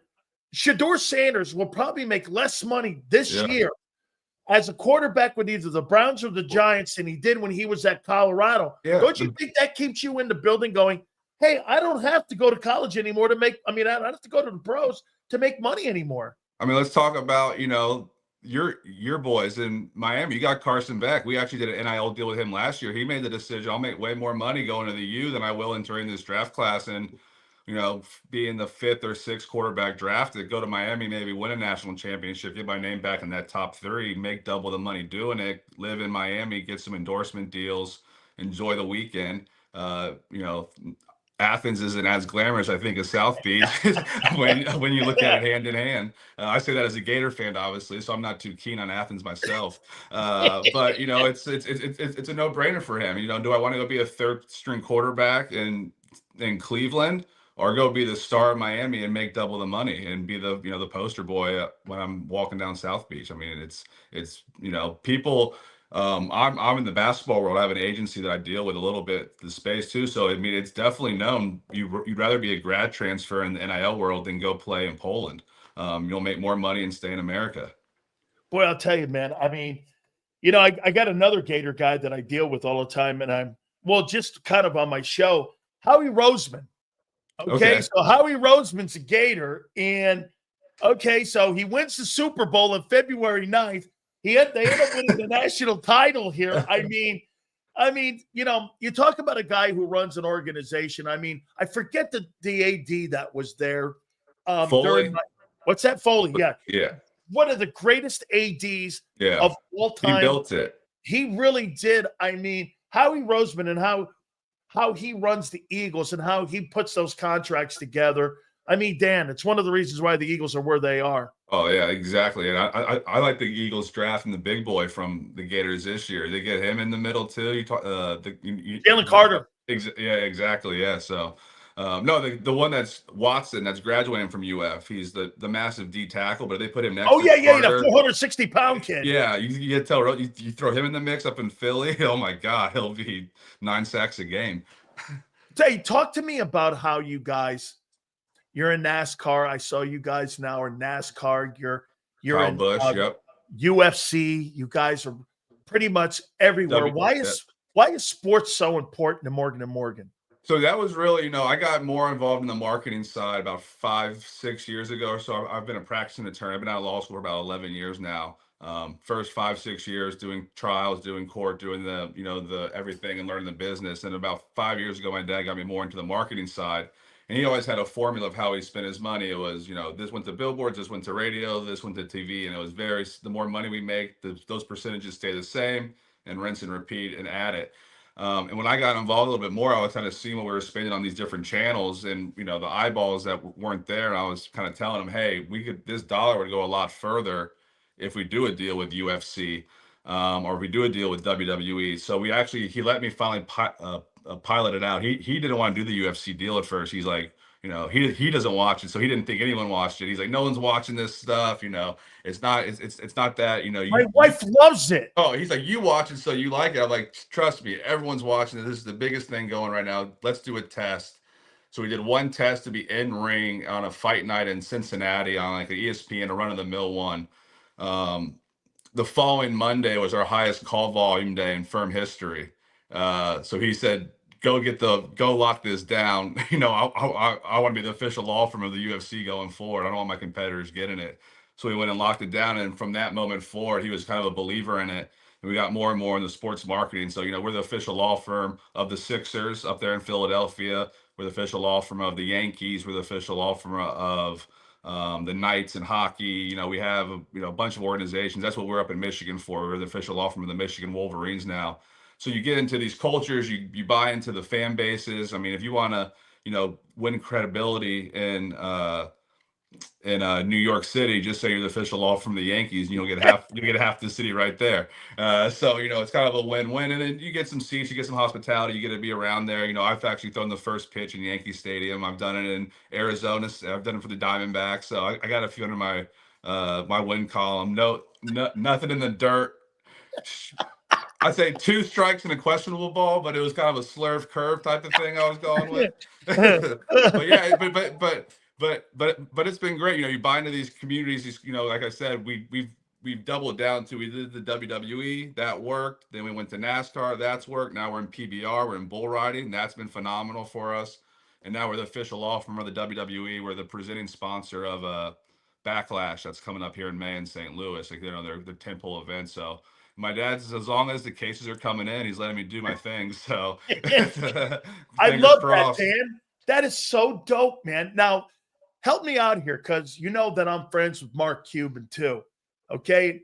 Yeah. Hey, I got to tell you this. I told somebody this the other day. So I'm on a text message between Mark Cuban and your pop. All of a sudden, I get this text message, something political, and he goes, "Oh, I'm sorry, that was for Obama." And I'm going like, wait. Mark Cuban, Dan Sileo, Barack Obama, John Morgan. Which guy doesn't fit? And so I get these text messages, and then I found out, he goes, "Hey, Dan did some work with Mark, and I guess you interned for him. What was that experience like?" Yeah, I was Mark's I was his first legal intern. I kind of created the position once I met him because I wasn't going to take no for an answer. But I actually met him. You speak of Barack Obama. I met him at a Barack Obama fundraiser in Orlando during All-Star when Orlando had the All-Star game. You're at your house. I got the invitation. Hey, folks, if you walk into his pop's house, there's a picture of Clinton and there's a picture of Obama. I've met these guys at your pop's house, those blue invitations you guys send out. I've been to there, man. So that is, did he come to your home? Is that where you met him? Exactly. So he was there and he was kind of asking, it was All-Star weekend. And he was like, "Hey, this party ends at 10. What are you doing after this?" And it was Marcus Jordan's birthday, actually, Michael Jordan's son. I was like, "I'm going to this party downtown for Marcus. He's turning 21." And Mark's like, "I hate to be-" Exactly. He was playing basketball at UCF at the time. And Mark's like, "I hate to be that guy, but do you mind if I tag along? I got nothing to do tonight." And I was like, "Yeah, you can come along with me." I got his email though. We just kind of kept up. And then when I came up for the summer, I was begging for an internship, and we created a job for me where I was vetting his Shark Tank deal. So if you do a Shark Tank deal, it has to go through because a lot of times they could be lying to you about their numbers, about their patents, about all that. So once you get the actual deal on Shark Tank, and then flows to the legal to kind of check out and see if it works or not. So I was doing that, but hand in hand, I was best friends with Chandler Parsons at the time. So under the radar type of deal, I kind of negotiated Chandler's deal to go to the Mavs that summer while interning for Mark. And then that following summer, I got hired by Chandler's agent, Dan Fagan, to work for his agency. So I kind of stayed around the basketball world. I had job offers to work for both Mark and Dan when I graduated law school. And my dad kind of gave me an offer I couldn't refuse to, obviously join the family firm. So it was a no-brainer. So yeah, it was an awesome college and law school experience. Remember this, your pop told me this a long time ago. As he tried to tell Brad Culpepper, there's lions and otters. Who are you? There's lions and otters. Who are you here? So now I have to end it with this. Surely you sent Mark Cuban because your pop and I did. Not the greatest Maverick trade of all time when they ended up sending that dude to the Lakers. I hate to be a conspiracy theorist, but it just doesn't make sense for Nico to do that. It's kind of sacrificial type of lamb type of situation where we got to get this start of the Lakers to keep the NBA relevant by any all means necessary. Now I'm hearing Jokic is trying to get to the Lakers. They fire the staff up there too. So obviously dynasties are dynasties and they stay that way for a reason, but with the salary cap in the NBA, it shouldn't be able to shake out that way. But yeah, giving Luka away in his prime to pair him with LeBron James in your conference, it's just saying, take it. We're not interested in these things. We love playoffs, but we don't love championships, and we don't want to, But yeah, but all programs have to, make that decision. The Magic got to make, we got Paulo coming up. I'm about to go to the Magic game after this, actually. You got Paulo coming up on a Supermax and say, "Hey, do you want to pay this guy $50 million and hope it works out, or just, take the next best offer, get some pieces and keep the Magic would probably, hopefully they do it. But if history repeats anything, they'll probably, make some terrible decision and ship him out. So I'm gonna sneak one more in on you here. Little birdie told me that I don't know, maybe the Tampa Bay Rays and the Morgan family. I don't know, especially since they're in that stadium on Dale Mabry now, the Yankees. I think there was a little deal out there maybe on the table for like the Morgan family to kind of own something here. Am I wrong here with that? There's been some percolation of some things moving and shaking, and maybe some relocations to Orlando or elsewhere too. They need a stadium. There was some good real estate that we might have some interest in, that they might have some interest in as well. So it could shake out. I know my dad's somewhat interested in it. He was always kind of spooked by sports ownerships and saw it as just and clashes of the egos with the billionaires and wanting, this, that, the other thing. But then when I showed him the math on it, how Mark took a team, bought it for $250 million and then sold it for what he just sold it for, his interest started peaking up a little more. These things might actually be, have some value to him. He's good friends with Grant Hill as well. Grant has ownership in the Hawks, and he owns the Orlando women's soccer team. So definitely wouldn't be the Morgans by themselves, but if we could put a nice super group together, get Shaq in the mix maybe. I know he likes Orlando a lot, so we got some people that are percolating out there. All right, I'm gonna again end it here, but I'll tell you, folks, one of the coolest things I ever saw in my life, and I won't say the number, but I remember your pop taking me in on Christmas. He went like this. He opened up checkbook, and he had his family there. Your pop just starts writing out, and I'm looking and going, what? I go, you do this every year? He goes, yeah, I do this for my brothers and family members. And I'm like, you do that? He goes, who am I without my family? And that's what you guys have done here with this firm. And I got to tell you, I mean, your dad's one of the most giving people I know. I mean, I've known him for 25 years, and I love him, you, and your family.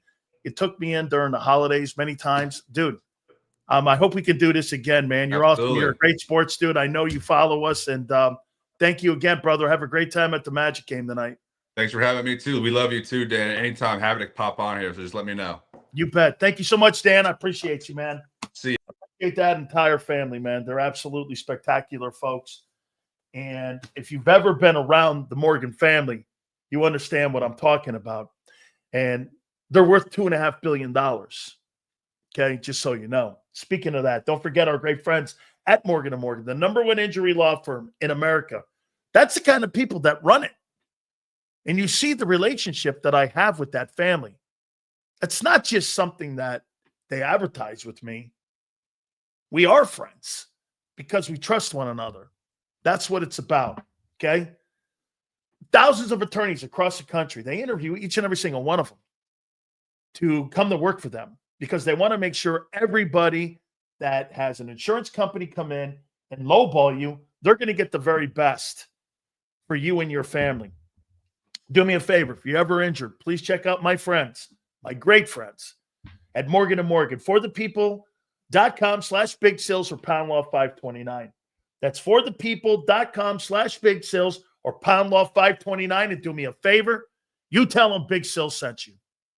This is Eric. When he got injured in a car accident, he called Morgan & Morgan. He not only gets a lawyer, he gets trial lawyers like Sam and Jessica who are in it to win it. He gets his own investigators with briefcases, leather ones. And if you ever have questions, our customer service folks keep things rolling. Injured? We're your army. Morgan & Morgan, America's largest injury law firm.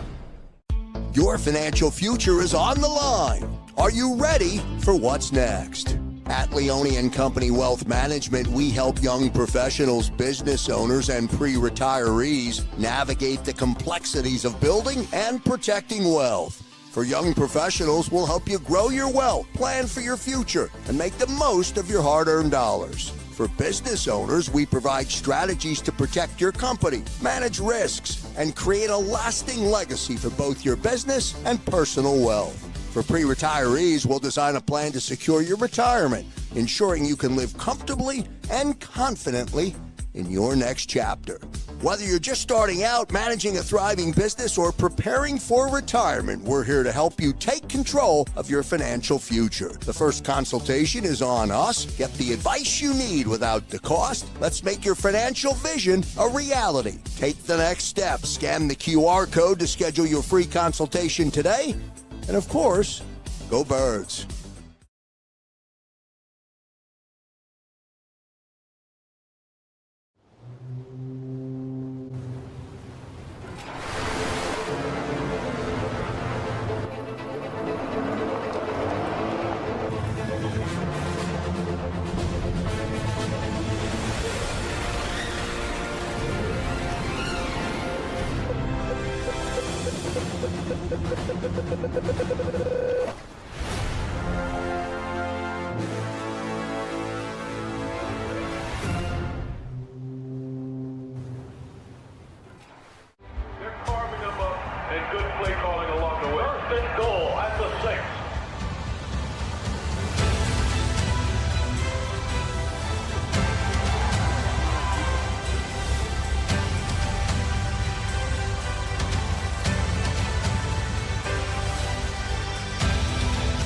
field of life, First Trust Bank is there for you. Champions on three. 1, 2, 3. Because Philadelphia dreams deserve a Philadelphia bank. In our hometown, we all look out for each other. We step up to keep our communities going strong. And at Independence Blue Cross, we're here to keep you going strong as the #1 health insurer in the region. No IBX is always looking out for you. EAGLES. Eagles.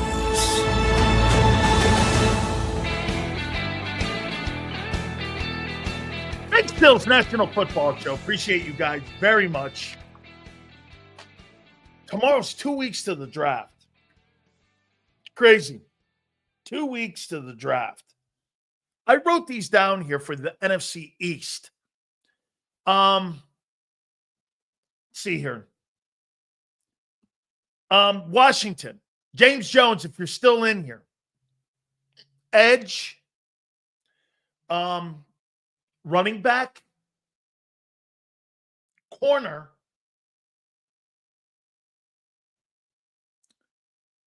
Another OT on the right side next to Laramie Tunsil on left. And I would say guard. It's kind of where I look, where it's funny. You know, some of the conversations that I have with a lot of people, you know, that what do you think this thing? Because you have to be cognizant of the people in your division, especially if you're Howie, on where they're going in the draft.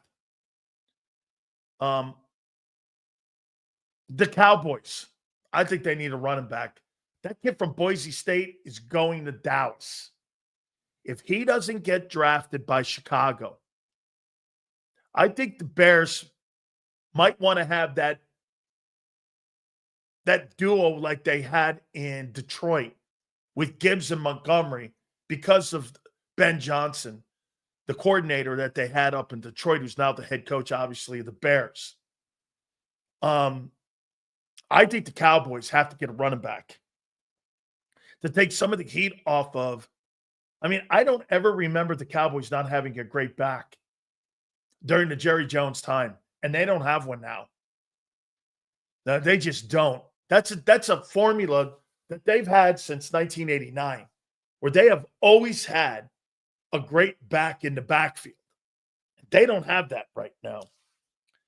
They need another wide receiver too to go in. That's why I thought if you're going to make a move, the Cowboys would have been someplace that Deebo Samuel should have went, or even Devontae Adams. Like, if you're the Cowboys, were you not in the Devontae Adams sweepstakes? How were you not involved in that? You know what I mean? I mean, you need another wideout on the other side. You're not going to compete with the Eagles. Okay?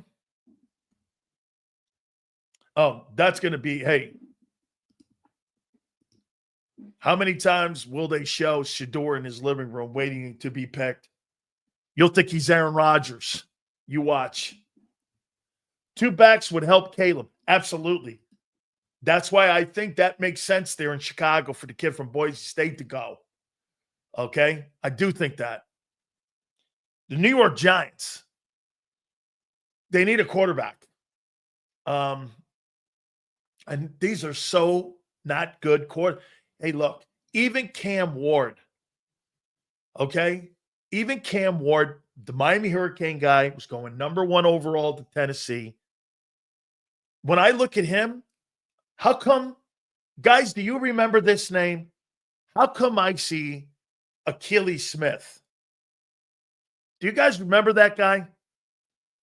When I see Shador Sanders, I see Achilles Smith from Oregon. Achilles Smith had a really great college career when he was at Oregon. Was the #1, I think he was the 3rd overall pick. Okay?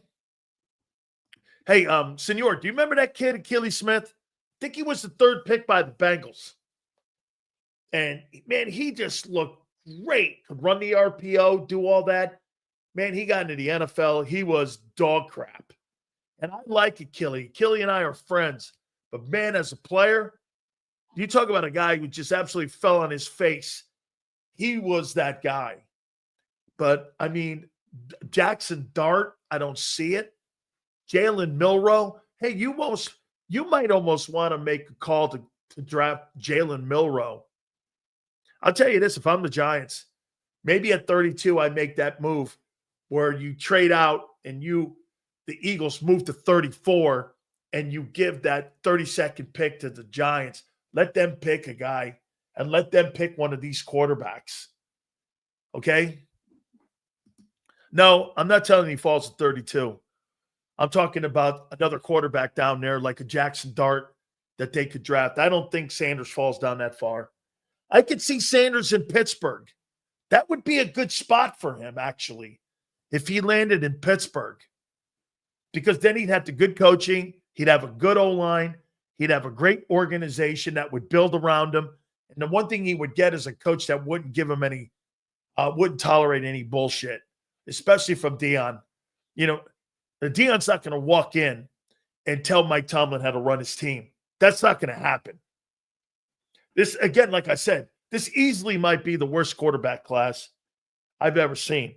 Giants need everything, though. Quarterback, guard, center, D-line, depth. I think they need some linebacker help. Safeties. They need another running back, in my opinion. There's so many holes. I think Joe Schoen has done an absolutely horrific job at building that football team. I really do. So tomorrow's going to make it 14 days to the NFL draft, which is insane. I mean, just think about it. February 9th, we were sitting there talking and celebrating the Eagles winning the Super Bowl. You had the parade a week later, and here you are, draft day. And let's not forget, Jordan Davis' decision on him on his fifth-year option is also coming up. Great stuff as always. We appreciate everybody. Thank you again for coming aboard. Big Joe, thank you. Big Z, thank you. 2 to 6 tomorrow. We'll see you on the flip side.